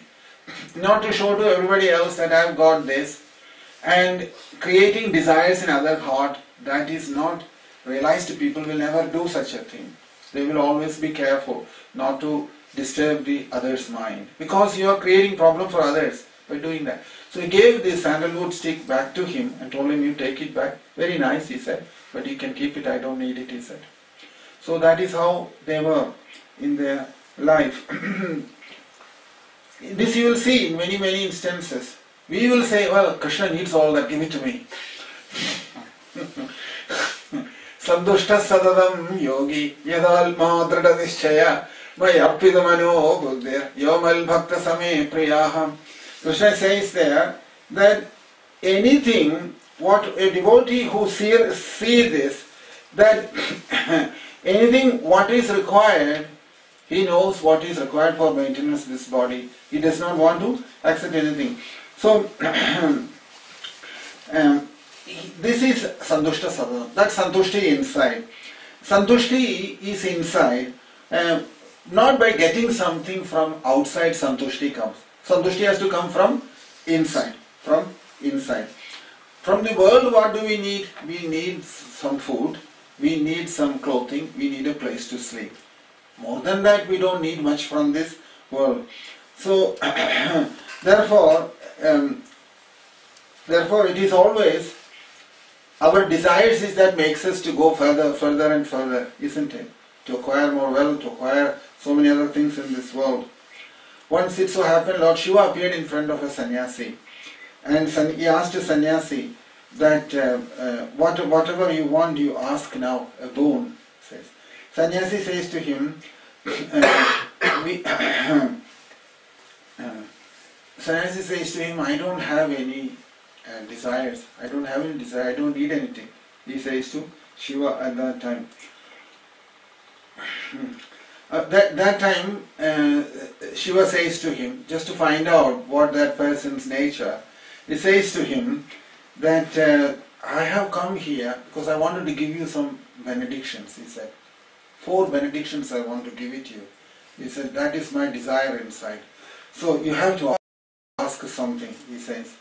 So this man says that you people have got a problem, that you have got this an addiction in you, that whenever you see somebody you have to give some benediction to them. It's an addiction like thing. I don't have any desire, so why do you want to force it upon me? He says to Shiva, this sannyasi. So suppose Shiva appears in front of us and asks, do you want anything? Do you say that? That once the consciousness has come to that state, Sarvam Sankalpam Tyagam, what Krishna is saying there, isn't it? Even Devadas, demigods also cannot do anything with you at that time, because your freedom from that Sankalpam has come like that. That is the power of this Sankalpam. Freedom from Sankalpam means even Devadas cannot do anything to you after that. So powerful is that force inside. Ultimately, so then he says to him that if you insist like that, I'll ask you something, he said. So first thing he says to him, that body sometimes get hungry, I need food. You have to give it to me that, he said. And also, after having food, I need a place to sleep, to lie down. I need a place for that. And then I need some clothing to cover this, even if it is a kaubinam, brahmachari underwear, that's enough. I don't need anything more than that. And then he says, 4th thing is, I have nothing to ask. He says, this is my needs in this world. This is my needs in this world, he says to him. So, but if you ask, the problem is, he says to Shiva, I have asked you for some food. But then what will happen is, first I will say to you, you will give me some food to eat. but then say the food is not tasty enough, I need something else to add on to that to make it a little bit more nice. Then I will say, next thing, I want a feast. So it will go like this. He says, the devotee says to him. So, in other words, therefore I am saying that if I ask anything, that you have to tell me that you won't give me anything. That is my fourth request, he said. If you give me these three, then I need something to eat when I am hungry, I need a place to sleep, I need a very bare minimum, what I need to maintain this body. If you give me that much is sufficient. Well, fourth one is, but once you have given me all these three, what will happen, I know, he said. If you have given me kaubin, the next day I will say I want a dhoti. And if you give me a place to sleep, then I will say I want a mattress and a bed to sleep. And similarly, eating is concerned, sleeping is concerned, clothing is concerned, everything I will want somewhat better after that, what you have given me. So therefore I am asking the fourth benediction, that I will not ask any. If I ask anything, you have to give me the benediction that I won't give it to you. Then I will accept the other three, he said. That is how careful the yogis are. The yoga state, what Krishna talks about in the Bhagavad Gita, is like that. We are saying because bhakti, bhakti, bhakti, we say all these are not relevant to us. How can you reject all these things? That's not possible.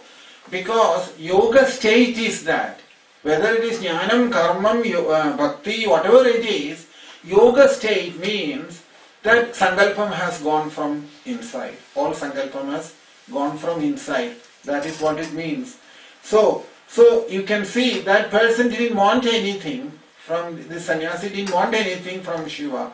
On the other hand, he wanted to make sure, tell Shiva that if any desire builds up inside, and if I ask something, you should have that firmness in your mind to tell me no, I'm not going to give it to you.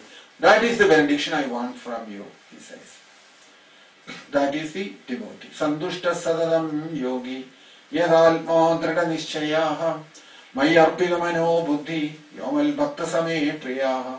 So mayarpida mano buddhi, that buddhi has to become like this, in this way. This is a different kind of buddhi, isn't it? Our buddhi, how does it work? Our buddhi works, how much can I get from him? We are not going to get Shiva again. This is the only time I got him. So ask for the best, what I can get out of him. This will be our buddhi goes. But sannyasi's buddhi is supposed to be that my arpila mano buddhi, that buddhi when it is given to Krishna, it will work in this way. It will work in this way. So then happiness is inside, not outside from the objects. So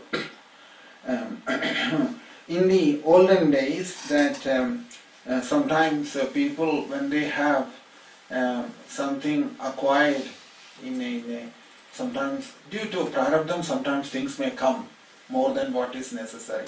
In such instances, they used to invite others and they will hand over what they have got excess and pay obeisances to those who had come and accepted it.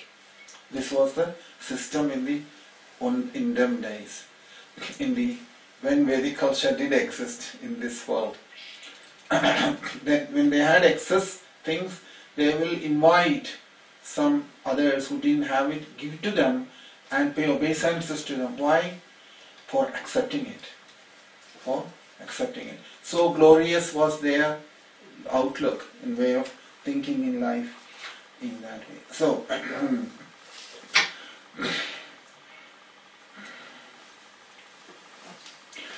anything in excess is also a headache, isn't it?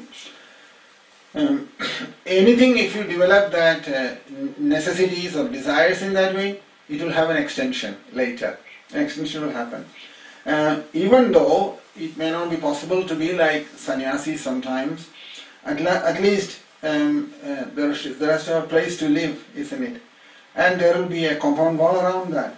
So if you increase that needs more than what is required, then it is bondage.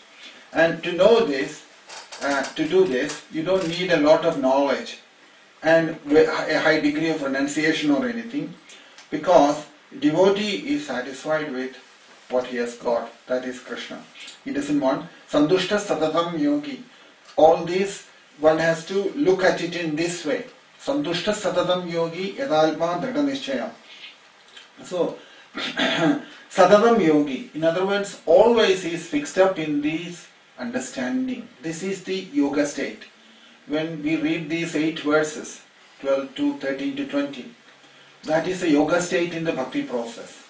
When a devotee who is a devotee, his state of yoga is in this way, the way it is explained in this. Yadalma Santushta Sadam Yogi Yadalma Drita Nishchaya. And not only that, Indriya Nigraham, that means complete control on the senses, control of the mind, peacefulness, Samayata Subhavam. So such a person is Bhagavad Dhyana Nishtam. Bhagavad Dhyana Nishtam. Drita Nishchayaha. Where is the devotee's Drita Nishchaya means firmness in his decision. Firmness in his decision. So, where is the firmness in the decision? What is his firmness? Firmness is that in spiritual life he is fixed. Atma Vishayam, Atma Tattva. Atma Tattva means as far as the soul, identity with the soul is concerned, he is fixed. He will not change his position on that. That I am Atma. On that platform he is firm. Atma Tattva Vishaye Yasya Dridam Drita Nishchayaha. One who is fixed on the tattvam of the soul, on the identity of the soul, or realization of the truth as the soul, he is fixed there. Drita Nishchayaha. Atma Tattva Vishaya Drita Nishchayaha. And in other words, what does that mean? It means that he does not say any more than in terms of the body. He doesn't think in terms of the body, or the mind, or the intelligence, or the ego. And instead, he is always sure that he is the soul. He is always sure he is the soul. So, when that happens, even for a short period of time, if it doesn't leave us, even for a short period of time, and that is called, Krishna says, Drita Nishchayaha. He doesn't have to think even, but in a natural way, it has come to him. That state. So that state is awareness. That state is awareness. So, because that is called Nishta. Jnani's Nishta, that's called. That is not coming from the mind. That also important thing. Yeah. When a person thinks that not this body, or not this mind, or intelligence, or ego, but rather always fixed on the platform of the soul, it is not through the mind, it happens to that person. That he has come to that, and he doesn't need the mind anymore to convince him all the time, I am not this body. That is his freedom. That the freedom what he is enjoying at that stage is that his identification with the body has left him. He is able to be free from that, from the influence of the body, mind, intelligence or ego. So, now here there is a important thing. Yogi who practices Ashtanga Yoga and a Jnani who practices spiritual realization through the process of knowledge, they are both different. They are both different. The difference is Yoga is like this. When you know that Ashtanga Yoga process, Yamam, Niyamam, Asanam, Pranayamam, Pratyaharam, Dharana, Dhyanam, Samadhi. 8 steps in the Ashtanga Yoga process. When you are practicing this Ashtanga Yoga, when you are in the Dhyanam state, meditation state, Yogam comes to you.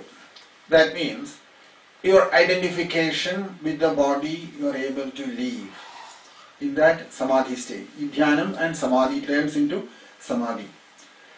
And in the Jnani's case it is different. Not by meditation that it happens to him. What happens to the Jnani is that that Nischalata inside. Nischalata means a Jnani wipes out the mind from inside by knowledge. He gets the mind away due to knowledge inside. Yogi focuses the mind in one point on the soul and gets frees himself from the problems of the mind. In two different ways it happens. In the case of Yogi and the Jnani. So Nischalata, or that firmness in the Jnani, what you will experience at that time, that is not coming from the intelligence. Intelligence makes that firmness, isn't it? Drida Nishchaya, Krishna says there, isn't it? Sandushta Sadatam Yogi Yat Alma Drida Nishchaya. You have to understand in what background all those words are used. That somebody tells you, Prabhu, you have to be very firm on it. You have to be very fixed. We tell us, isn't it? People tell you all this all the time. You have to be very fixed in Krishna consciousness. That fixed in Krishna consciousness, if it is based on the mind, it won't stay. It will go. It cannot stay. If it is based on the mind, you will be battling the mind whole life. That's what will happen. You will be battling the mind whole life. Whereas, in the knowledge process, what happens? What you do there is that because you have given away Sankalpa Vikalpam, all that, mind has come practically dead. Mind has no more function anymore. Mind cannot function and play monkey with you anymore. It cannot do it because you are not feeding the mind anymore anything. If you give more Sankalpa Vikalpam to the mind, what happens? Mind will grow bigger and bigger. That's practical experience, isn't it? If you feed to the mind more, mind will get strengthened and it will grow bigger and bigger. Whereas what the Jnani does is, he does not feed to the mind anymore. By telling the mind, look, I'm not going to go into the past and lamenting about it, nor I'm going to think about the future and hanker about it. A direct instruction to the mind. If you do that, what will happen? The mind will stay firm in one place. It cannot play games with you anymore. Only when you allow this to happen, this controlling of the mind is an important thing in any yoga system, whether it's Jnanam, Yogam, Bhakti. If you have to also remember here, Krishna has spoken about two processes in the Bhagavad Gita, isn't it?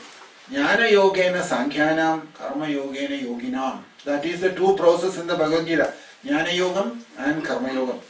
So, Jnana Yogam process is like that, which may eventually develop into Bhakti, which will develop into Bhakti later. So, Jnana Yogena Sankhyanam means that Jnanam, knowledge when it goes in, that mind cannot play with you anymore, create any problems for you. That is why it mentions there that Krishna says that when the knowledge is not causing any more problems to you, nor the mind is causing any problems to you, that state, that is that state what Krishna says.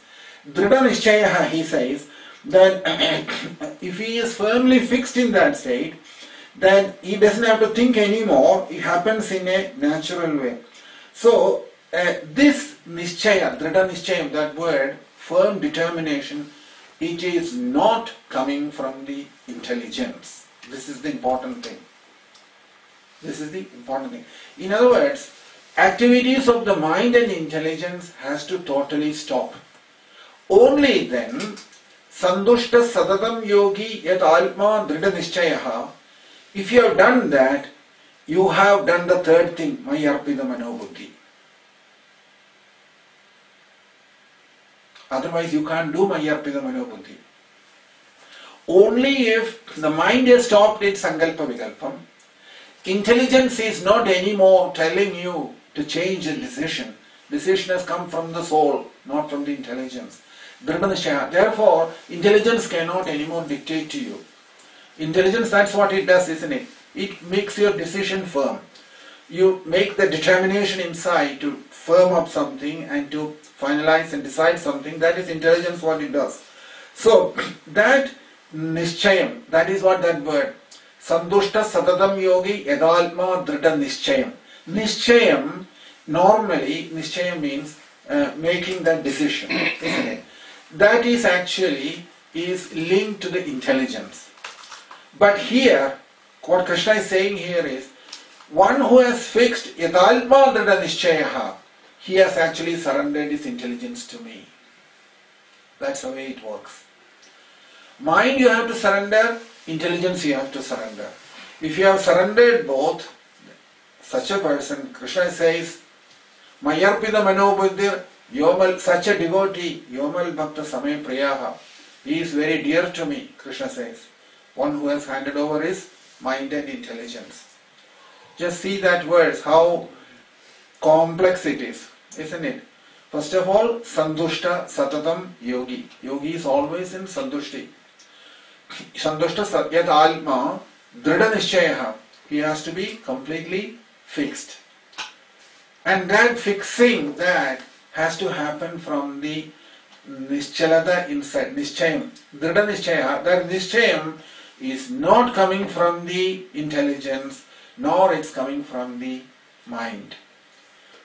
Anything that's coming from the mind and intelligence will not stay. Mind is constantly changing, so decision also will change. Intelligence is changing, decision will change.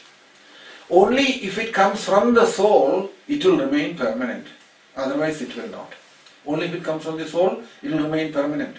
That is why it said like that. Krishna is saying, so through jnanam, through knowledge, one should understand these things. And through, when he reaches the state of bhakti, you will see that what Krishna has spoken is all true. It is only to verify within oneself. If these things are happening, he will observe himself that. Because by then, mind and intelligence is not interfering anymore in his life. By that stage. Sandushta sadadam yogi yadalma drida nishchayaha maya arpidamano buddhir yomal bhakta same priyaha. So, there you can see Mayarpida Mano Buddhi, both has been handed over to Krishna. Both has been handed over to Krishna. There, in reference to that Mayarpida Mano Buddhi, look at this way. Mayarpida Mano Buddhi, Sangalpa Vigalpalpagam Mana. Mind is Sangalpam Vigalpam, isn't it? Mana Adhyavasaya Lakshana Buddhi te Mai eva arpide stabide yasya sanyasinaha sa Mai ayarpida Buddhi. In other words, mind which creates Sankalpa Vikalpam and Buddhi which is Nishayalpiya, which makes decisions, both of them cannot exist in that person anymore. In a devotee. That is a devotee, Krishna says.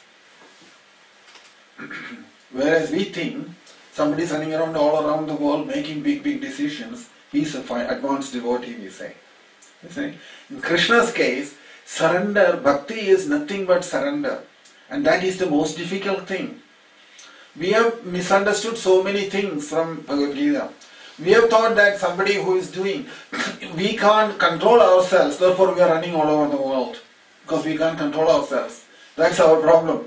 And then we are saying that I've done this, I've done that, and I've done so many things. But Krishna is saying, when you learn how to sit in one place and able to control yourself, and hand over your mind and intelligence to me, then you are advanced. Otherwise not. That's how Krishna sees that. Now you see the problem. Our own qualifications of a devotee and Krishna's qualifications of a devotee, you have to make two different lists. Our list will be full of dynamic devotees, very fiery and very aggressive and very traveling all over and doing this and doing that and so many other things. Krishna's list totally different. Krishna says one who has succeeded in controlling his mind and intelligence to me, he says, he is a devotee. Sandushta sadadam yogi yadalma drida nishchayaha mayarpida mano buddhi yomal bhakta same priyaha. Krishna says he is very dear to me, such a person. That is why you don't see many devotees who are practicing Krishna consciousness seriously in their life. You won't notice them. They execute their spiritual life in their way. They do it because they have taken the message seriously rather than name and fame and other things in this world. They can do that in that state. They know it. This will only happen when inside opens up. When we are very external, too much absorbed in the world, all these finer things of spiritual life will not happen. Will not happen inside. When we understand that, this is what Krishna is saying here, And these qualities must develop inside. One has to say to Antaryami all the time to pull me out from the world outside and take me to this inner world of spiritual realization. These are realizations. These realizations will be there in a person when he comes to the identification with the soul. When self is realized, these qualifications also will be there in that person. That is why Krishna is mentioning all these things in this chapter. That my arpita manobuddhi sankalpa vikalpalpagam mana adhyavasaya lakshanaha buddhi te mai eva arpite. So adhyavasaya means that, adhyavasaya means that you have thought about something and you kept on thinking about it and you on and on and on you thought about it and you made that decision. That's it, what I'm going to be, what I'm going to do, isn't it? That's called adhyavasayam. So adhyavasayam is later on it stays inside in that decision form. It stays inside adhyavasayam. So Krishna is saying that adhyavasaya lakshana buddhi. Buddhi does that. Buddhi is the one which firms up everything, isn't it? So adhyavasaya lakshana buddhi te mai eva arpite. That buddhi cannot have any more independence to do. He has to offer that to me, Krishna says. So when the mind is intelligent, so my arpita mano buddhi ya idrisho mad bhakta same priyaha. Such a devotee is very, very dear to me. So that is that verse there. So saying this, if you look there, that intelligence, what is fixed in Krishna. If a devotee or a jnani, doesn't matter. It's one and the same thing. So Vritrasura says this. If you remember Vritrasura's verses in the Bhagavatam, what does he say? Ajata paksham iva madaram khaga stanyam yadha valsadara kshudhartam. If you look into the 6th canto, you will see there Ajata paksham iva madar. This is a devotee state, consciousness. He is saying there Ajata paksham iva madaram khaga. It is in the 6th 11th chapter.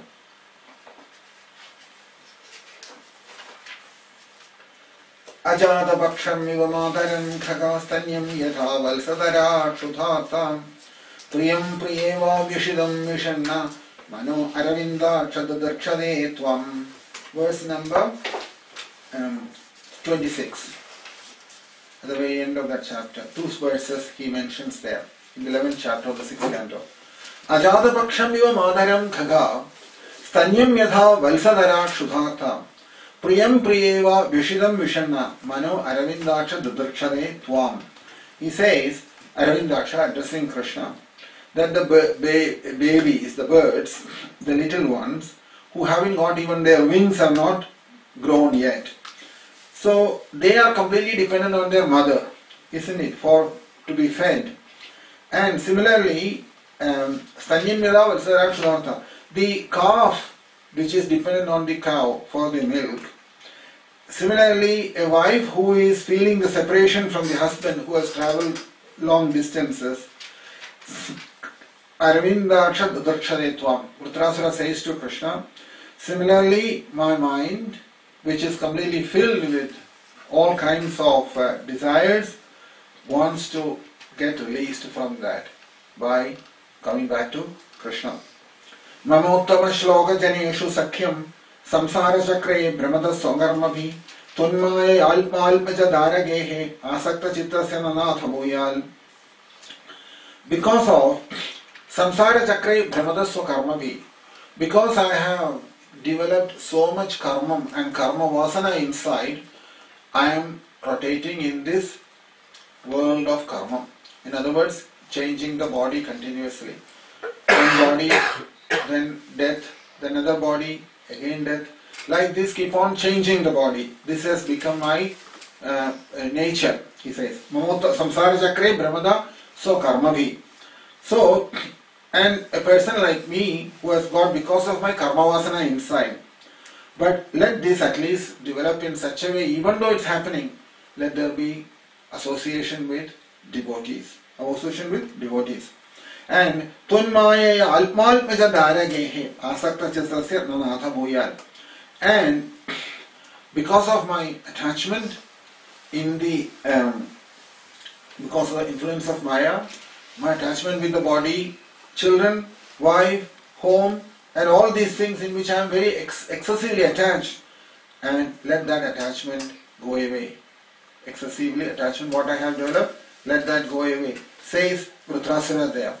So here you can see that mind, buddhi, Vritrasura also says, they also have to be given to Krishna.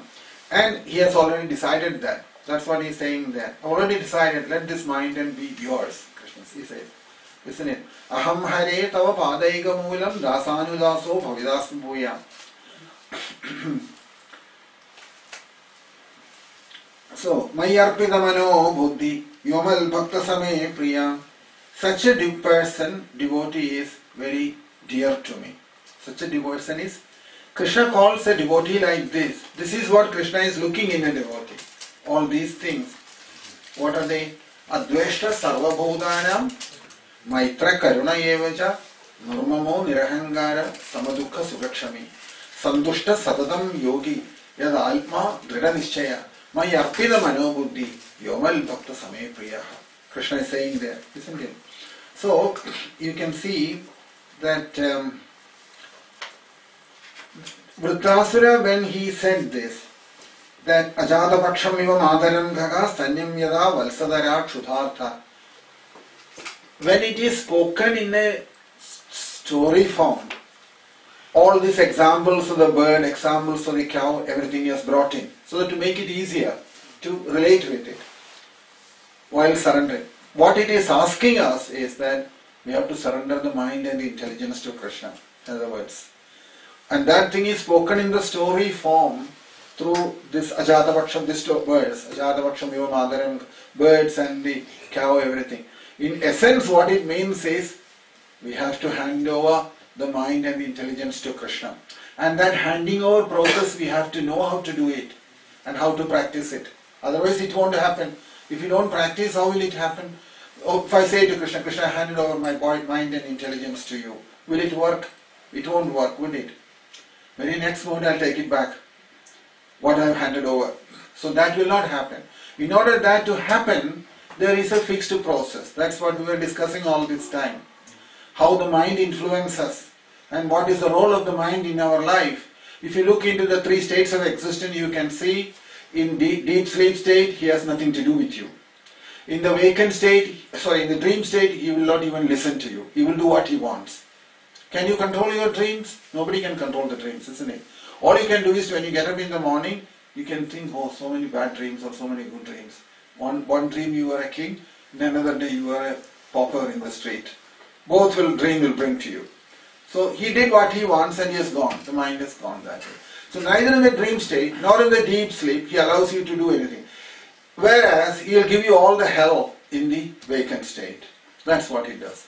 So, and would you trust a mind like that, which is giving so much problem? Even Lord Shiva says, I will not trust his mind, he says. One instance when Lord Shiva, after that Mohini pastime with Mohini Murti, Shiva says, I trusted my mind, that's why it happened. So, mind is such a thing, it is a powerful thing, and till we learn how to bring surrender to mind to Krishna, devotee knowledge, through the knowledge he realizes how the mind functions in life, hands over the mind to Krishna. Then, as far as intelligence is concerned, he sees how the intelligence operates. Not allowing the intelligence to make decisions on that, whatever decision intelligence is making, he will not accept that, and says to Krishna that, if whatever decisions that has come from the soul, not from my intelligence. That's how he surrenders the intelligence to Krishna. After saying this, such a devotee is very dear to me. And that is what is in the next verse you will see there. 15, verse 15.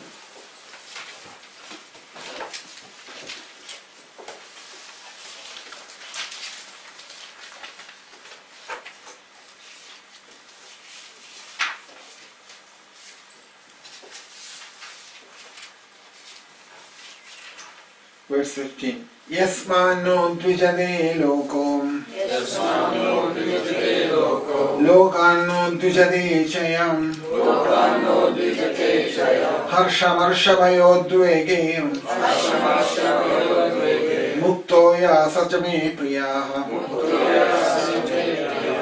यस्मान्नो द्विजते लोको लोकान्नो द्विजते च याः हर्षमर्षभयोद्वेगे मुक्तोया सचमे प्रियाः यस्मान्नो द्विजते लोको लोकान्नो द्विजते च याः हर्ष अमर्षम bhayam udvegaya muktoya sachame priyaha. Krishna is saying, translation, he for whom no one is put into difficulty and who is not disturbed by anxiety, who is steady in happiness and distress, is very dear to me. He is very dear to me. So, yasmano dvijade logo logano dvijade chaya harsha harsha bhaya udvegaya muktoya sachame priya. So we'll look at that after a few minutes.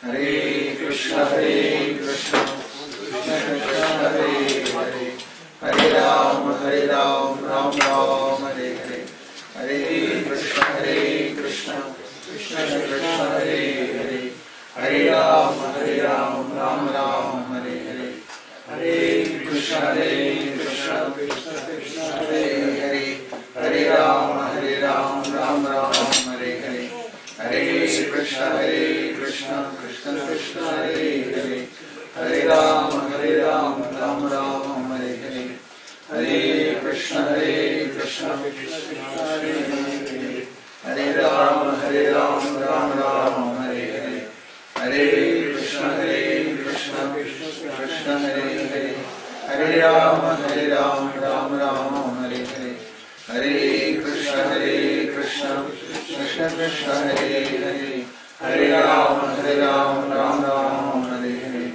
Hare Krishna, Krishna Krishna, Hare Hare, Hare Ram, Ram Ram, Hare Hare, Hare Krishna, Krishna Krishna, Hare Hare, Hare Ram, Ram Ram, Hare Hare, Hare Krishna, Krishna Krishna, Hare Hare, Hare Ram, Ram Ram, Hare Hare, Hare Krishna, Krishna Krishna, Hare Hare, Hare Ram, Ram Ram, Hare Hare, Hare Krishna, Krishna Krishna, Hare Hare, Hare Ram, Ram Ram, Hare Hare, Hare Krishna, Krishna Krishna, Hare Hare, Hare Ram, Ram Ram, Hare Hare, Hare Krishna, Krishna Krishna, Hare Hare, Hare Ram, Ram Ram, Hare Hare,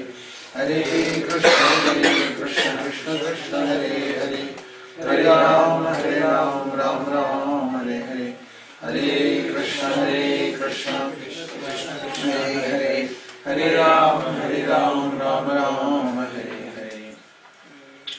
Adveshta sarvabhudanam Maitra karunayeva cha Nirmamo nirahangara Samadukha sukhakshami Sandushta sadadam yogi Yad alpan drana nishchayaha Mayarpina mano buddhir Yomal bhakta priyaha. Those two verses we have seen, isn't it? So far, Krishna says, those two verses are important because Krishna says this is what is expected from a devotee. Adveshta sarvabhudanam maitri karunya evacha nirmamam nirahangaram samadukham sukhakshami and sandushta sadadam yogi yadalma drada nishchayaha may arpida manobuddhi yomal bhakta samiprayaha. So many things Krishna has spoken. We have seen that what is meant, isn't it? You can see there that it is just not again I'll repeat that. It's not something that you can train up these things. These qualities are in the nature. When self-realization happens, all of them, these qualities will be there in that person. That person will have these qualities in him.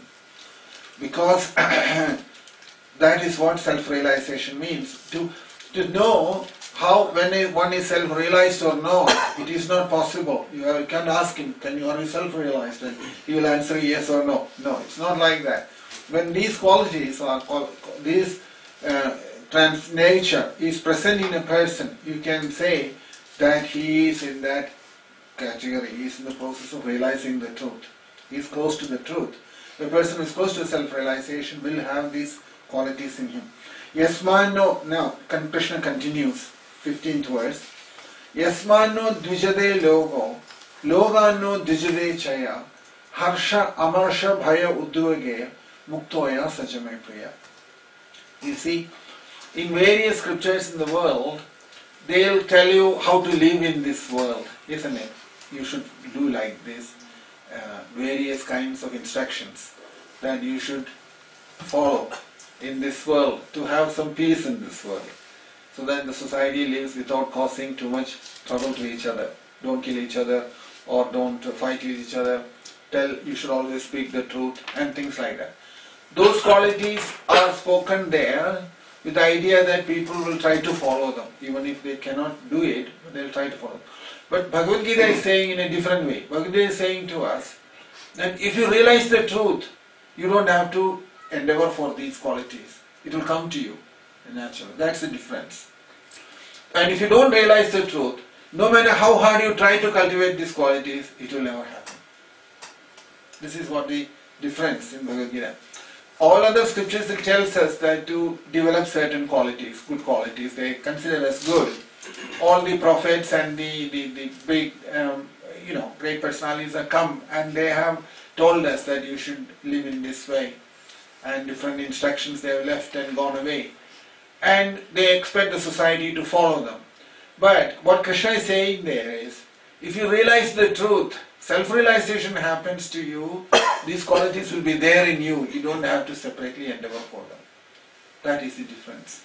So there again, the importance is for realizing the self, not for anything else. Because there is no knowledge of the individual, knowledge of the identity what we are, we have a problem. That's where the problem began. Because we are identified falsely with the body, mind, intelligence and ego, therefore all the problems. That is what Krishna is saying there. So he mentions now that in these two verses, Adveshta Sarvabhudanam and Sandushta Satatam Yogi, those two verses, Krishna is saying the nature of a person who is realizing the truth, these qualities will be there in him. That is how Krishna puts it to us. Not that you should go and train up yourself in these qualities, because you start thinking, if we have all these qualities, the world will respect me because I am transcendental or very spiritual. It doesn't work like that, unfortunately. People have all this understanding, or if I can memorize all the words and tell others, look, he knows all the things, he knows all the qualities. What is written in the Bhagavad Gita? But that is useless. If the qualities are not there in the person, what carrying in the head is useless. Is it not? So that is where the problem is. When it has to shift it from here to here. That's where all the problem comes. When you have to shift the qualities from here to here. Everybody can answer from here. That's not a problem. There's so many people who knows all these questions and verses and in their head. But when it comes to practical realization, not possible. People think that it is enough if we know them in the brain. That's where the difficulty is. So, yes, Krishna says here, Yasmanu dvijade logo, logano dvijade chaya, harsha amarsha bhayam udvage bhaktoya sajame priya, he says. So, from udvegam. Udvegam means what? Udvegam means anxiety. Anxiety. If you do not have any anxiety, if somebody don't create any anxiety in your life, that is udvegam. Udvegam comes from the word vegam. Vegam means any emotions. Suppose while dealing with some person, if he is not creating any kind of emotions in you, he is good. That association is good. We can see some people when you associate, they'll create so much fear in you. what is he going to do next? You create feeling like that, isn't it? So every emotions is a vegam. Udvega means that does not create any anxiety or any impact in the mind, in you. Able to relate with people, able to interface with people in that way.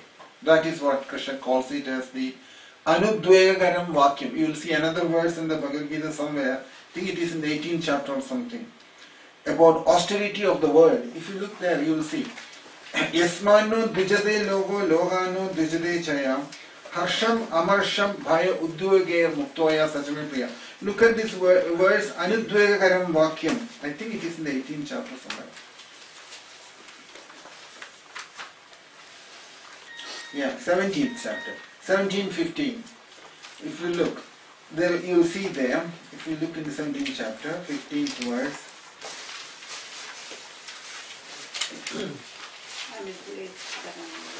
Yes.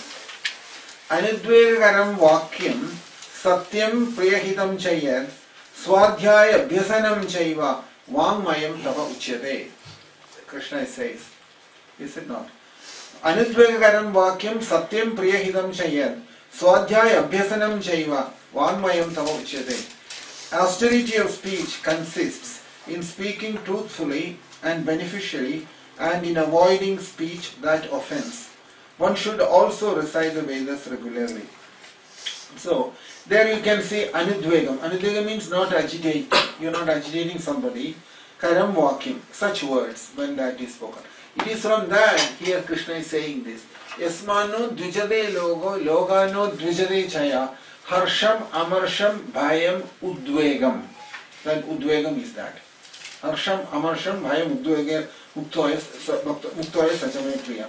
So here Anudvegagaram Vakyam. So in other words, when you hear the words from someone, if that's not creating any vegam or emotions or excitement inside, such a word to be spoken. Such a word to be spoken. Anudvegagaram Vakyam. Vegam means a drive or an urge inside. Urge means either in the form of lust, anger, desire, or greed, anything like that, or envy, or attachment, or a urge to do something without creating any such thing. If one can communicate that such words is in a peaceful way, then it is Anudvegagaram. That is the understanding. So from whom you do not get any excitement or emotions or any movement inside your mind or any fear that it doesn't create. His association or his presence, that means he is so conscious that that psychic atmosphere, in other words, psychic atmosphere, that is very pure. That association is very pure, very pure. So when we come to contact with someone, actually when we are in contact with someone, it's not with that intelligence we are actually contacting, relating with.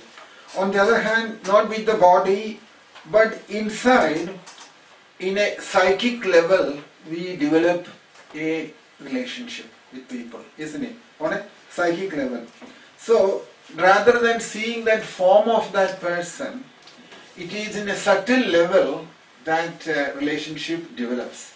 In a subtle level, that relationship develops. And that is more powerful. Not through the in a bodily level or in a personality level, in that sense. That it's more on a subtle level, somewhere, that it becomes much more powerful. So just like you can see, some sensitive people, they will always say, when somebody comes, they say, I cannot be peaceful in that person's. People say like this, isn't it? Here comes the trouble, we will say. In the office they say like that. Here comes the trouble. Because he knows that when he comes, he's going to disturb your state of mind or peace of mind inside. Either he demands something, or he will speak something which may not be very pleasing, or he's out to create some trouble, so he'll say, here comes the trouble. So that's coming from there. Anudvegagaram Vakyam means, in whose presence you don't feel any movement inside the mind. Udvegam is not there. Any vikaram or emotions doesn't happens inside. So, very advanced souls, they can know this very easily. They will know that. Such people, when they see that. One sannyasi used to say, when some people come, they say, here comes the darkness. Because they were like that. So, then they can see from outside your vasanas inside. What kind of vasanas inside you have. And and how those vasanas are strongly making the movement inside. And also they can notice your false ego, how strong it is inside. And these things in everybody, their false ego and their vasanas, they are actually flying around us all the time. They say this aura and all that. They have that, now they have developed some machine and they are agreeing with this. In some extent they are saying that some kind of illumination around you, aura they call it, isn't it? And based on this bluish color, reddish color and yellowish color, like this they got some thing, and they have developed a machine for that somewhere in Kent. They got a device also that you can know a person's modes of nature apparently by using this particular thing, but modes of nature is always changing. So what's the point in measuring and looking at it? So, so they can know their vasanas inside, and when we are relating with other people, they can see that this changing vasanas inside. First class devotee or a realized soul, jnani, pure devotee, all of them, they don't have a mind. They don't have a mind. So there is, because they have to have a mind, there you will see in their case there is nothing to come out from there. If you had association with any great people, great devotees or great jnanis, you will notice this very carefully, that in their presence you will feel a shanti, peace inside. You naturally feel that. Nobody has to tell you that. You will experience yourself, because they don't create any anxiety in others. In their presence you won't feel any anxiety inside. Because there, inside there is no mind. All these emotions we are emitting from inside the mind. Suppose we have a lot of excitement inside, emotions, or various qualities like anger or greed or lust or any other envy or various pride or things like that. As soon as you are present in somebody, close to someone, that person will detect that. Or is very proud, we will say, like that about somebody, isn't it? Or you will say he is like a snake, he is a black snake or something like that. People make all these kinds of comments. How do they say that? They have not done anything. Just by their very presence they have sensed that. Because the psychic level, all these things are happening all the time. That's why when sometimes great jnanis, because there it is empty cylinder inside. There is no mind, there is no emotions, nothing. They don't create any anxiety to anybody. So, but when someone with the loads of strong vasanas comes in, he will immediately, they will sense that very well, and they will mention that also. That is why, and when they are like that, for them there won't be any psychic exchange. And there is no moment of that, because there is no mind there inside. Mind has completely gone away. And therefore there is no movement inside. They don't get excited, they don't get emotional, or they don't get affected by the external influences. So, yasmanu dijade logano uddijade. Because that person, yasmanu dijade logano dijade chaya, that he does not create any disturbance in the world, nor the world will not create any disturbance in him. This is the thing. He cannot create any disturbance in anybody. Yasmanu dijade logo. He will not create any disturbance in anyone. And loga no dvijade chaya. Loga means the world. World will not cause any disturbance in him. Both ways. It is not possible. So that is the only way. In other words, he is an abode of peace. He is an abode of peace. That's the only way to know about a Mahatma. That is the way to know whether somebody is an advanced person or not. That's the way to know a person, to somebody is advanced or not. Yasmano dvijade logo, logano dvijade chaya. Both. He will not cause any anxiety in this world to others, nor others cannot cause any anxiety in him. Either way, it does not happen. Harsham, amarsham, bhayam, udvegam, muktoya sajame priya. Krishna is saying there. Then, that if you see the activities of a person, or if you watch the person how he speaks, or seeing his form, you won't be able to understand whether he is a realized soul or not. You cannot. By seeing the activities of a person, or the way he speaks, or how he externally appears in front of you. For example, many great personalities. Nisargadatta Maharaj, you will know that he used to make beedis. He was realized personality. He used to make beedis.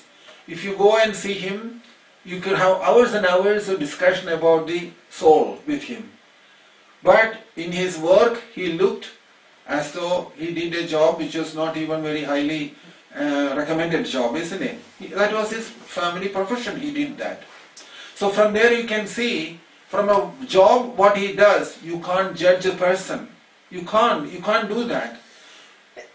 You see, people are misunderstanding here so many times that Krishna says, karmam, only if you take the ownership of the karmam, you are affected by the karmam.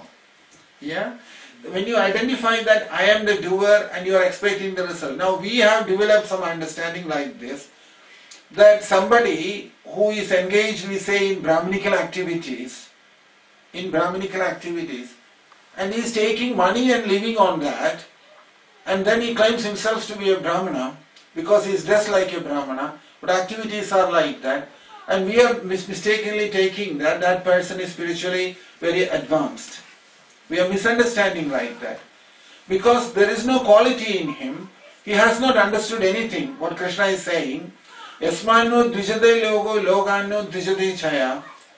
All his activities are not representing that dress what he is wearing, or the impression what he is creating in others. Inside is full of desires to make money or make wealth or whatever the plans he has got in his head.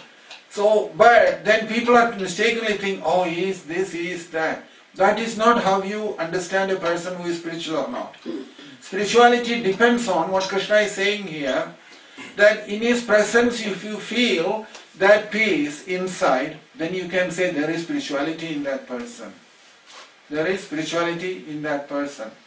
It's not trying to pull down anybody, but often we have this experience many times that some big sannyasis have come, and in their presence many people felt very unsettled and felt a lot of anxiety in them.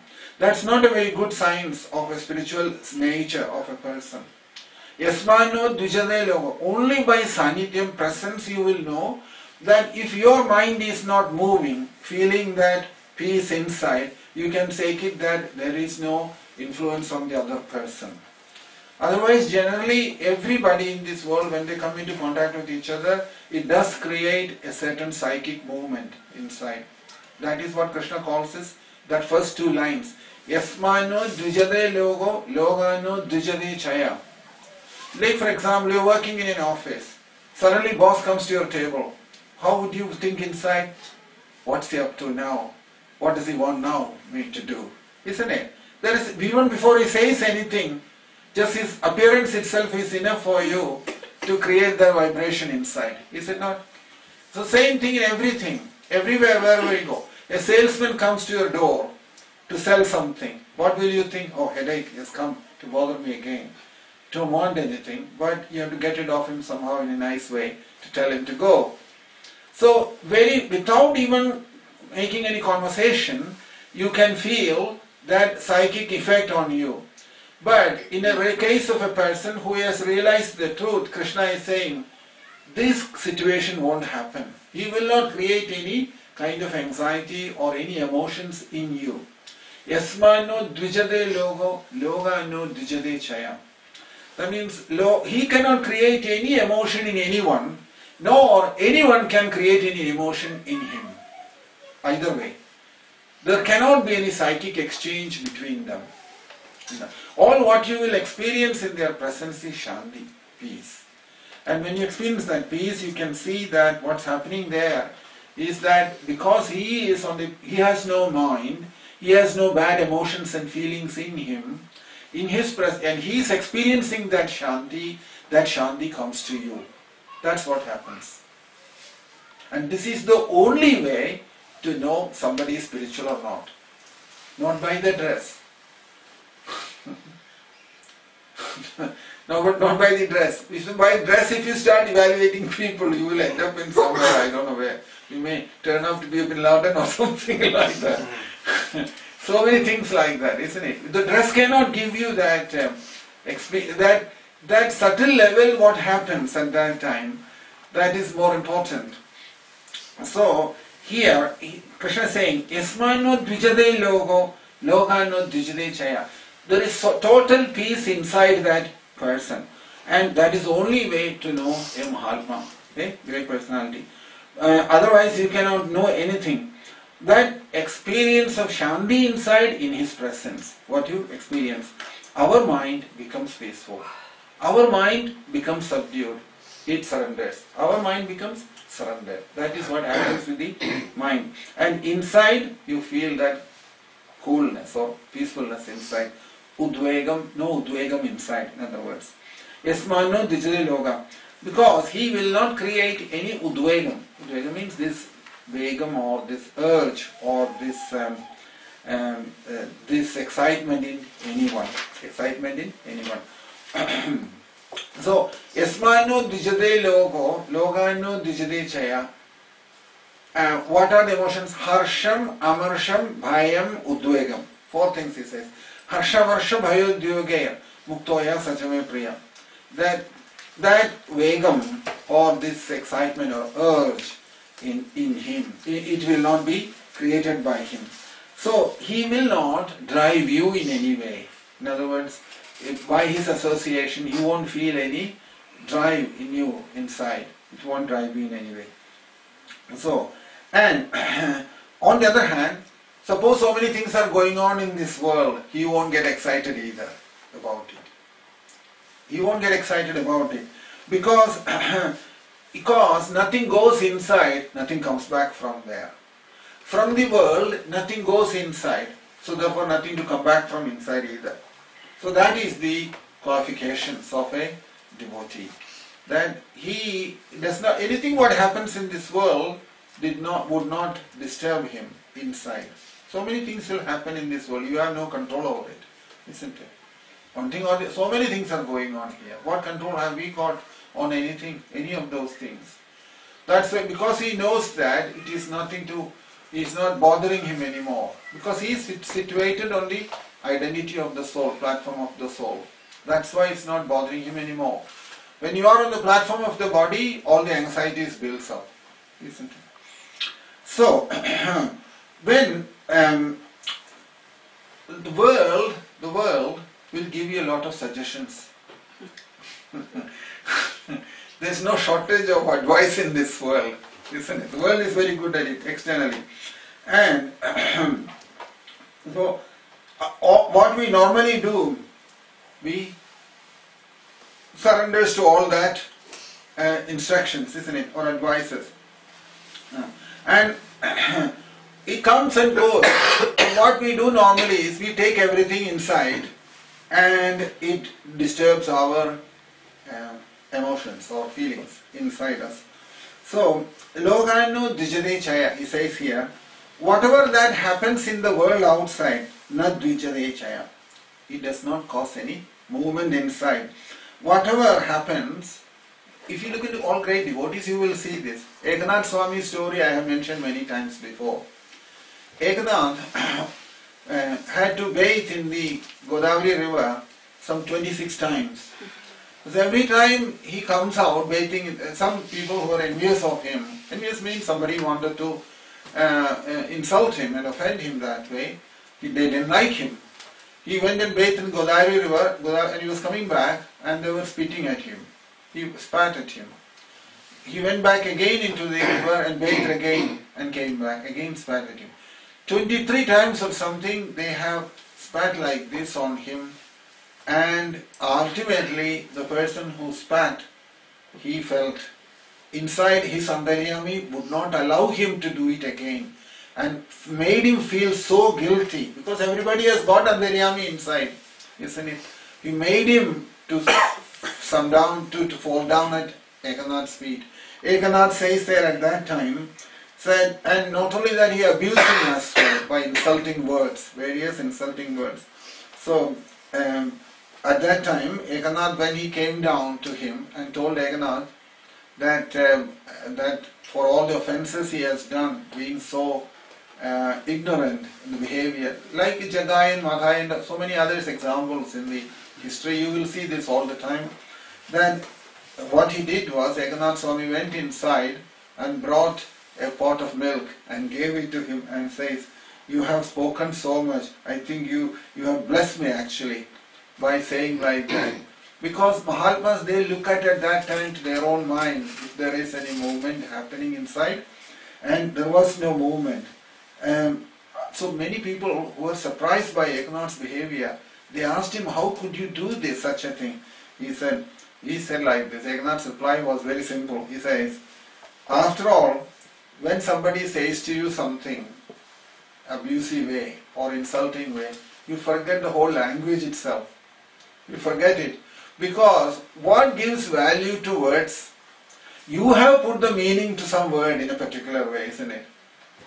Any word for that matter in this world, we have given the meaning to it. Otherwise, how do you know? It's only just sound, isn't it? Just only sound. It doesn't mean anything, and it is simply sound. Where does the sound come from?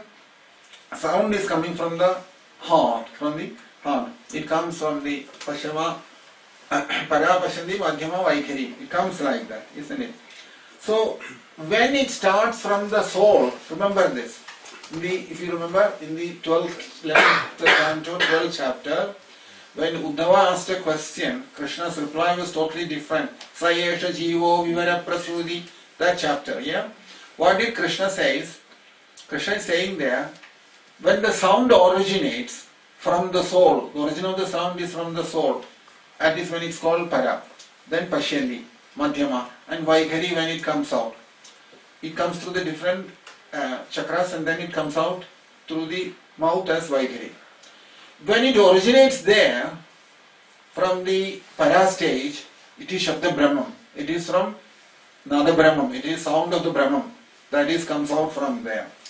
And when it starts moving up, it comes to the heart, Pashyandi, Madhyama, and then before it becomes Vaikhari, I go back to the origin of the sound, Ekanath Swami says.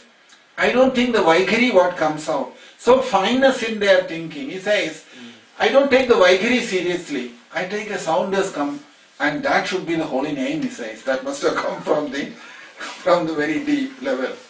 So in other words, Ekanath Swami wrote his famous commentary on the Ekadasha Skandam, which is well known. So there he mentions this, that when it started the origin, it was pure. Only when it became Vaikhari, whatever meaning you have given, that you have given the meaning in the Vaikhari stage. But when it started in its original form from the very bottom of the stage, Para stage, it was pure, it was not. So I took it like that, he said. So if you can see the sound in that way, Para, Pashyandi, Madhyama, Vaikhari, in that way, then Para stage, if you take, every sound is pure. Only by the time it becomes Vaikhari, it gets completely polluted. And that words in the Vaikhari is where we have given the meaning to that word. Yeah? Suppose you call some bad word or a good word about something, all that is in the Vaikhari, it's not in the Para. Para is pure sound that comes from the soul. It comes from the soul. So that was Ekanath Swami's reply. You see, because he studied Ekadasha Skandam so well, and he has analyzed it so well, he was not disturbed about it. That is what Bhagavatam does to you. That when you study Ekadasha Skandam like that, and it becomes a part of your life, then this world cannot disturb us anymore. Whereas if you take all certificates and courses and hang up the certificate, it will remain as a certificate only, nothing will change. That is not possible. That's not right also. This is what is expected, that great devotees are teaching us how Srimad Bhagavatam has changed their life. Because he had studied that 12th chapter of the 11th canto, he knew that signs, where it is happening, where things are going wrong. When the sound its origin, it's not impure, it's pure sound. That is Nada Brahman or Shabda Brahman they call it. Brahman. Sound has got two aspects, isn't it? Or Brahman has two aspects. Who says that? Bhagavatam says that. What is that? Shabda Brahma Param Brahma Mamobhe Shashwati Tanu. When Chitraketu went to spiritual world, Balram met him there. And Balram is teaching him. Brahman has got two aspects, he said. One is sound and one is the Shabda Brahman and the other one is a Parabrahman. Parabrahman, which is the consciousness present in everyone. Shabda Brahman is one aspect, Parabrahman is the another aspect. So there itself, because he knows that Shabda Brahman is aspect of Krishna, every sound is an aspect of Krishna, it's coming from the soul. And in the origin, that sound has no bad meaning, nothing. It is sound, pure sound which comes from the soul, from Krishna, it comes from the soul. There it's not wrong. But by the time it comes through all our mind, all the vasanas, it picks up everything what. And when it comes out to the mouth, outside, we have given it a meaning. If you say these letters, this is bad. If you say these letters, it's good. So who gave the meaning to it? We have given it. In its pure form, it doesn't mean anything. So Ekanath Swami is saying there, because of this deep understanding of Ekadasha Skandam, when all these things happened, he was not disturbed over it. When somebody was hurling abuse at you, that you are saying that, well, Krishna is saying like this and he is making some sound, whatever it may be, let it be. So that is why it's saying there, Yasmanu Dijade Logo, Logano Dijade Chaya. Logam cannot create any movement inside us. This is all for devotees. Krishna is talking about devotees now. Yasmano Dijade Logo, Logano Dijade Chaya. So you will see this in the Bhagavatam. If you study Bhagavatam very well, this will sink inside. Bhikshugita, best example. What all they did, you know that story, don't you? Bhikshugita story. That we will discuss that when it comes to that chapter. But in a very nutshell, Avanti Brahmana by birth, but very fond of making money. Extremely busy in making money, amassed a lot of wealth. And very miser as well, won't give anything to anybody. So he was like that, and what did he do? One instance, everything went wrong in his life. The house got fire, everything was burned down. The king at that time who ruled Avanti, he went against him and extracted more money from him in the form of tax, saying that, and also gave an injunction saying that he has not paid his taxes properly, and like the Inland Revenue does, just went after him to get everything, the king. And so from the king went against him, the house got fire, and when the house got fire, he had a lot of expensive goods in his house, so all the people came and looted everything. That's what happens, isn't it? If you set fire, you can see London riots also. When the riots started, everybody running around, breaking glasses, taking out whatever they can and running away from there. Isn't it? The right opportunity for doing that. So it has not changed. Them days also like that, now also it's like that. All these things has not changed in this world. We say everything has changed. Nothing has changed. It's the same thing. So in his case also, this Brahmanas, everything he lost. He lost his property, gone, burned down. The king went against him, and all the people completely took advantage of that and took away all his assets. Eventually he leaves home. While leaving home, he has got with him one torn, burned blanket with him. Part of it is burned, it's torn also, and then one bamboo rod to hold on. And he walks away from there, from home. And he asked people for food. Nobody will give him. because he has not given anything to anybody. That is his track record. Nobody wants to give him anything because he hasn't given anything to anybody. So everybody said, you deserve it. So this is what the reaction from the villagers. So he thought, it's no point in staying in this village anymore. Better I go somewhere else where people don't know me. So he managed to get out from there and walked and went away from there to another far away to another village. And there he went and asked some people for food, and somebody gave him some food. Somebody gave him some food. When he got the food, he decided to wash his feet and hands, everything, and to sit down and eat the food. So on a river bank in Avanti, he kept the food on the river bank in his pot, which he had with him to beg for the food, and then he went into the river to wash his hands. At that time, there were a few cowherd boys who were playing there. They saw this person and they wanted to have some fun at his cost. So what they did was, one of them came and took away his blanket. Another one came and took his water pot. A third one took away his this bamboo rod, which was his walking stick, what he was using. 3-4 of them came and took each one of them one of his items. And some of them put some dust into his food. Just the way it is his prarabdham. You see how he could see that. But prarabdham is like that, you can't do anything about it. So after all this happened, Krishna is saying this. Krishna is saying to Uddhava, Uddhava, one thing I have noticed, obviously Krishna has witnessed this. It must have happened during his education period in Avanti. I can only imagine that, that's where he noticed this. He says that Brahmana, even though all these things happened from outside, never got upset. Never got upset. Instead, he sang a song, he says. Now, if you are very upset, you can't sing a song, can you? That means that he is saying to himself, Nayam janome sukha hetu, that these people are not responsible for my situation. My happiness and distress is not coming from them. Na devadalma grahakarma kala.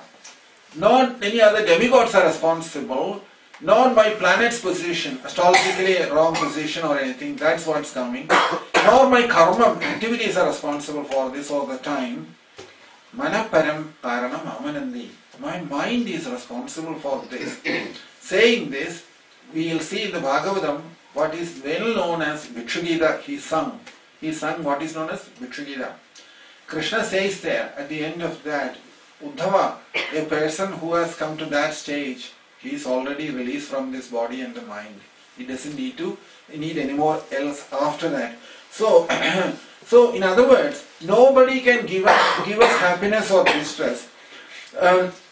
Nobody is responsible for my happiness or distress, and neither the planets nor the time, but prarabdha karma, nothing is actually responsible, but mind is responsible. In other words, mind is responsible. This prarabdham also we have to know it, how that affects us. If you give value to it, prarabdham will bring problems. It depends inside how much realization you have to free yourself from the prarabdham. So, once you have freed yourself from the mind, then prarabdham cannot do anything. Then whatever prarabdham does will be only in the body and the mind, not in you, the person, because he has freed himself. So, such people who have released themselves from the grip of the mind, nothing can bind them. Nothing can bind them. And from them, there is no disturbance in this world. Such people, from them, there is no disturbances in this world. So, because they are not in this world for competing with anybody. Normally, everybody is competing here, isn't it? Or I have to show that I am better than you. You are better than me. This way competition is going on, but that competition has gone away from him, and only then Krishna is the sense there sannyasi becomes. He becomes a sannyasi. That's why I mentioned here if you remember in the Bhagavatam beginning, Nirmal Saranam Sadam Vedyam Vastavam Atravastu Shivadam Tapatrayo and Mulanam. That Nirmal Saranam, that word is referring to this state. Nirmal Saranam Sadam. So their attitude is, you want to stay in the front, you stay in the front, I'll stay at the back. Not in the front. So only if you say that you need something, only then the problem comes, isn't it? Otherwise there is no there is no problem. That is why. That to such an extent they have that control over the mind. So, once one ashram, one sannyasi went out to looking for bhiksha. Bhiksha means to asking for food. He went outside, and two people were fighting in two houses. They were fighting each other because somebody has extended his fence to the other's property or this way, which normally happens in all the villages, isn't it? So he comes back. In the cities also it happens. Nowadays everywhere it is there. Then they have the problem of panorama bringing a problem about what happened and all sorts of things. So he says here, there is an argument between two people about the fence, where they have put the fence on, that you have taken my property, or the other person was saying you have taken mine. So he comes back, this sannyasi, and he asks his senior sannyasi in the ashram, why are they fighting like this? And I thought that sannyasi was saying that he has been telling him that sannyasi will never compete each other. Nowadays sannyasis also compete. So that's why I say, is that why is the sannyasis are competing like this, he said. So that sannyasi explained to him, this argument quarrels happening because there is mamata. Mamata means attachment. Attachment is there. Sannyasi is one who doesn't have any attachment or any competition nature. He doesn't compete with anybody. Sannyasi is not supposed to compete with anybody, nor he has any attachment anywhere, isn't it?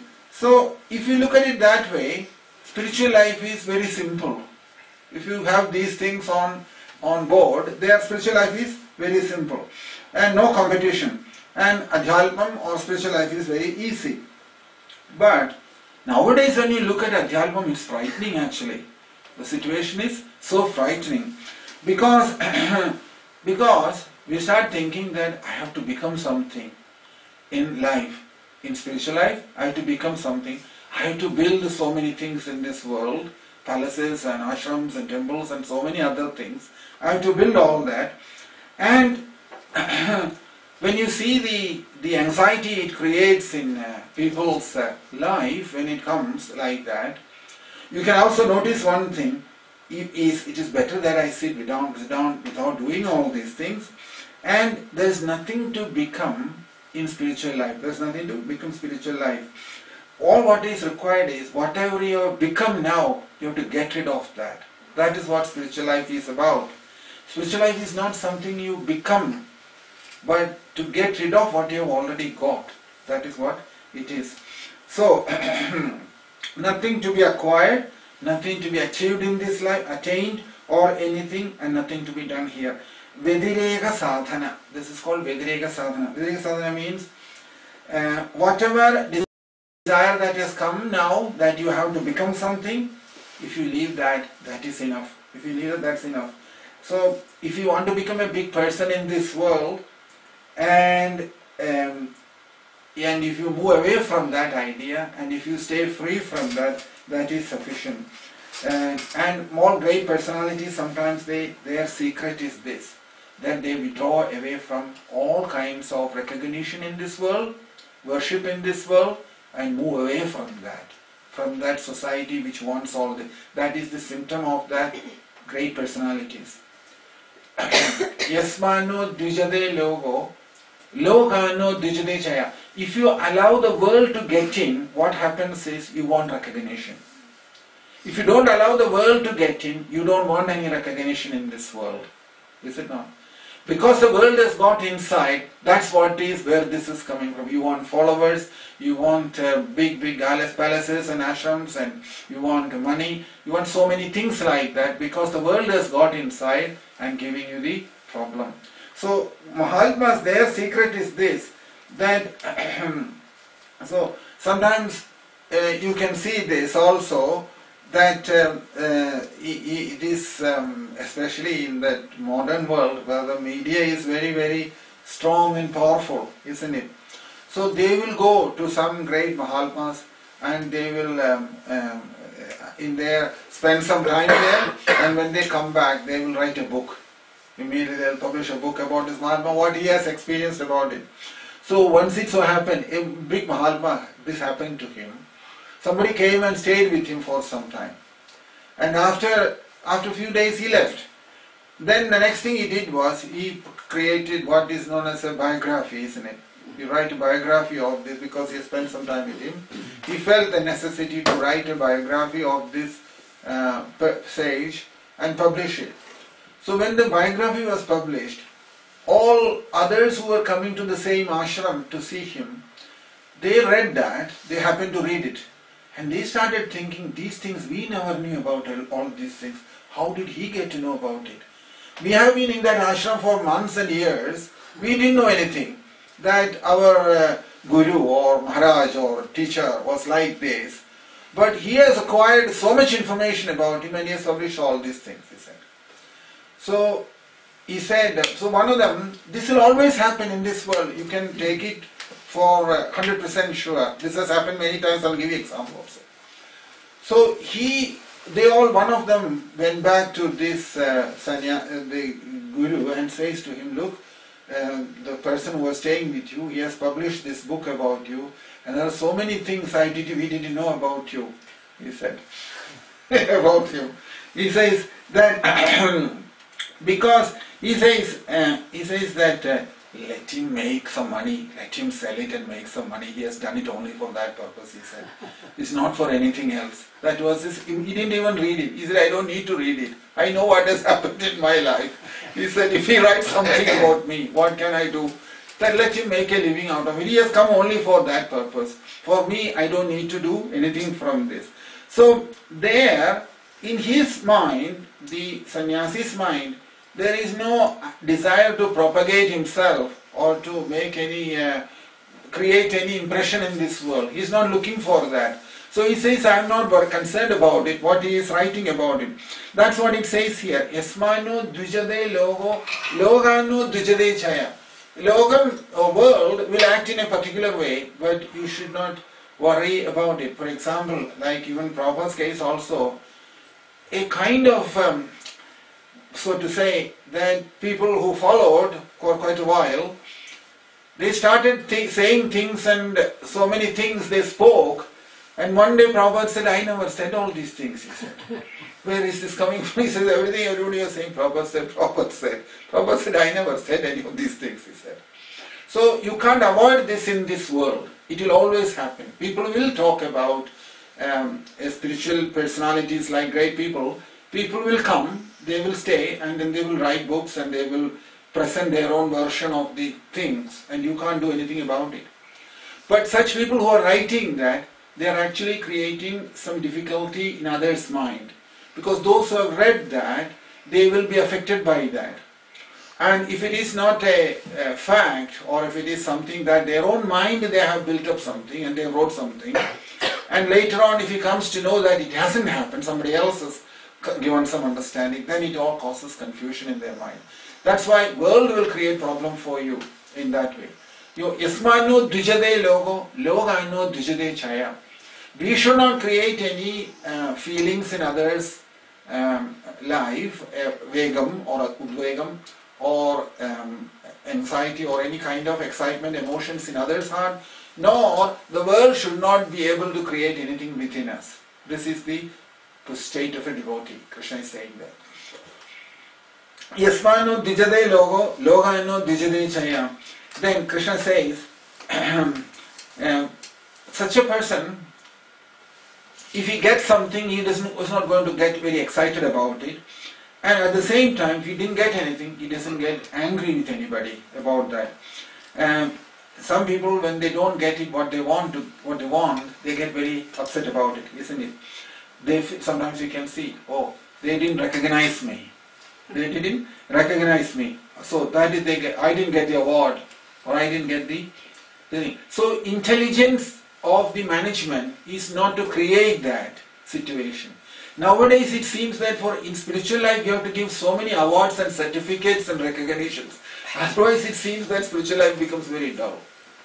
But they are not spiritual. Their materialistic mind is working behind it. Because you are actually creating so much anxiety and feelings in others' mind, those who are doing that they don't know that, because they don't read Bhagavad Gita, that's why. They don't read Bhagavad Gita. If you read Bhagavad Gita, you know that these things are not good, not the right thing to do.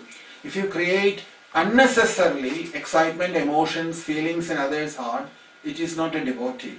Devotees don't do such things. Devotee is always peaceful within himself. He doesn't have to, because Krishna is doing so many things with so many people in this world. Why do we have to give all this recognition to people for what they have done? He is executing, is trying to please Krishna in his own way, somebody else is trying to please Krishna in another way. Where is the question of recognition there? All these recognition business, awards and merits and all sorts of things are going on now, isn't it? You can see in everywhere this is part, particularly in our favorite organization, this is more than anywhere else.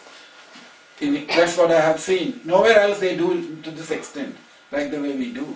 Why? Because this is what we know. We don't understand this, that Esmano Dvijade Logo, Logano Dvijade Chaya, and Harsham, Amarsham, Bhayam, Udvegam. All these four, devotee won't have that. Devotee can't have that, he says. Because if we allow all these things to happen, the mind will start moving. You are again making the mind to come back into movement, which means that you will fall from your spiritual realized state. You will come back to you're falling down again from there. That is why Ekadasha Skandam, if you look, everything Krishna says, leave the world, leave the world, leave the world.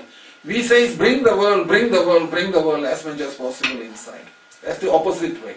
Kim Bhadram, Kim Abhadram va, Dvaidasya Vastu Yakina. Vachoditam tad anudam manaso dhyadam eva va. Krishna is saying there.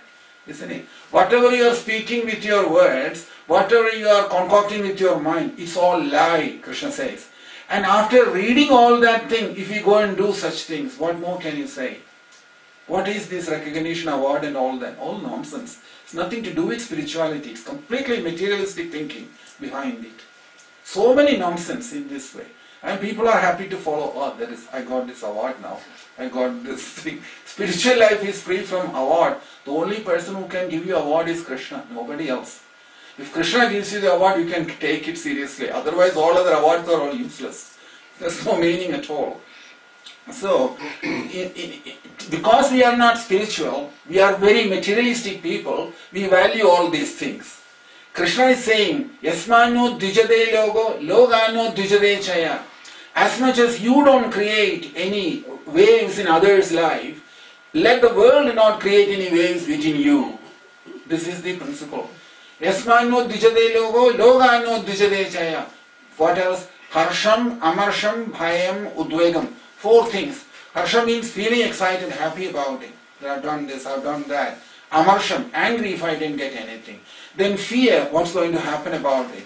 Udvegam, always creating different urges or vegam inside. All these things are, Krishna says, is not for a devotee. Devotee cannot have any of these things because that is the symptom of spiritual life. Spiritual life is withdrawing from the world, not getting involved in the world and trying to repair this world. It's no point in repairing this world. This world you cannot repair. It will go its own way. You can see all the big politicians, leaders, they are all trying to fix this world, are they not? They all join each other and they go to this country, that country and tell them you do like this, it will be somebody else saying, no. And they have themselves broken up in the name of countries, nations and different groups they have formed themselves. And they are all trying to repair this world. But day by day it's getting worse, it's never getting better. And it's always been like that, it's never better. So don't try to repair the world, repair yourself and escape from here. That is what Krishna is telling us. Then repair ourselves, because whole problem is not in the world, is within us. And therefore we feel the necessity to fix the world very badly. We feel the necessity to fix the world.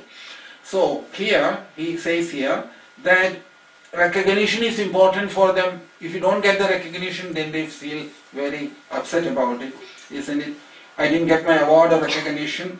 And he says, Harsham, Amarsham, Bhayam, Udvegam.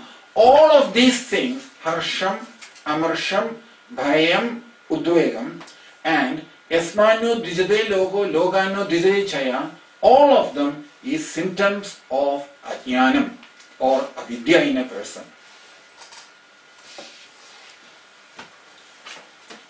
That is why Krishna is saying this. Yasmano dvijade logo, logano dvijade chaya, harsham, amarsham, bhayam, udvegam.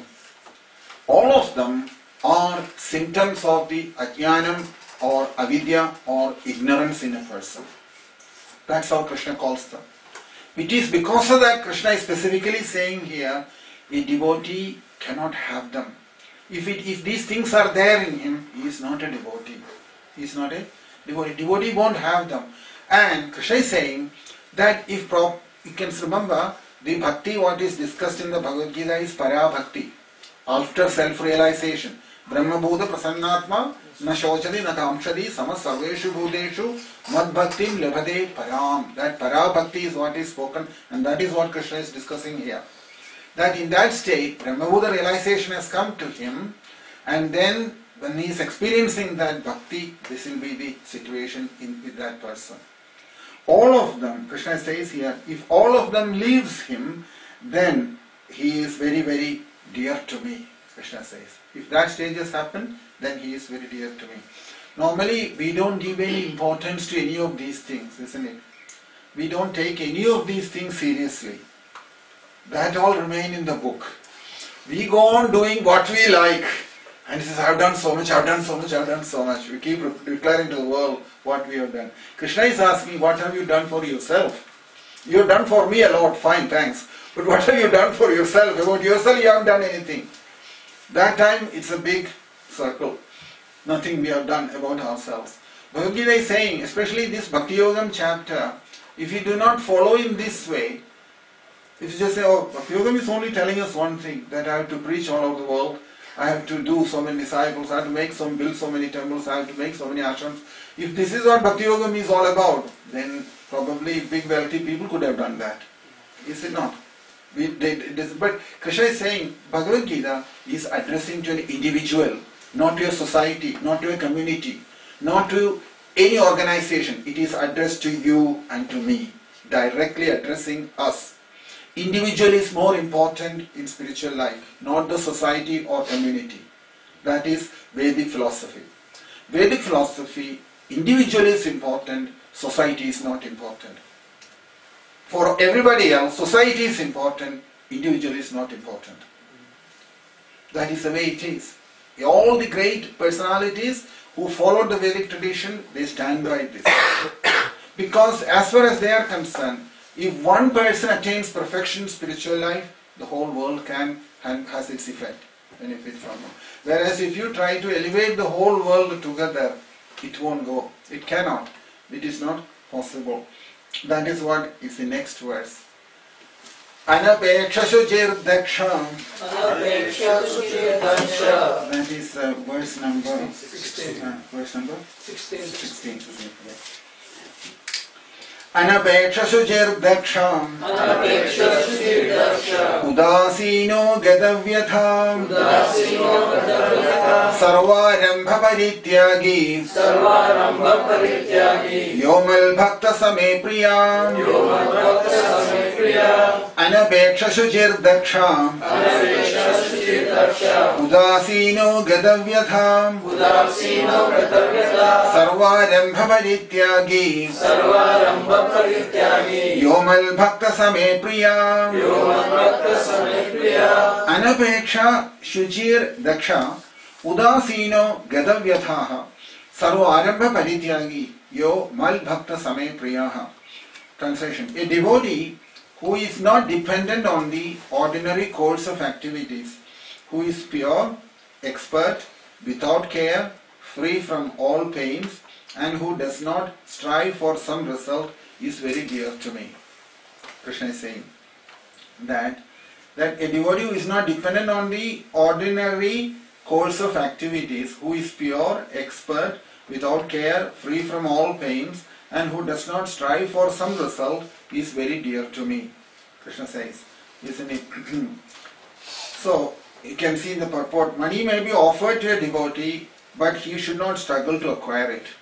If it automatically, by the grace of the Supreme, money comes to him, he is not agitated. So, you can see that Anapeksha Shujir Daksha Udasino Gadavyatha Sarva Arambha Parityagi Yomal Bhakta Same Priya. We'll discuss it next Saturday. All glories to Srila Prabhupada. Srila Prabhupada ki jai.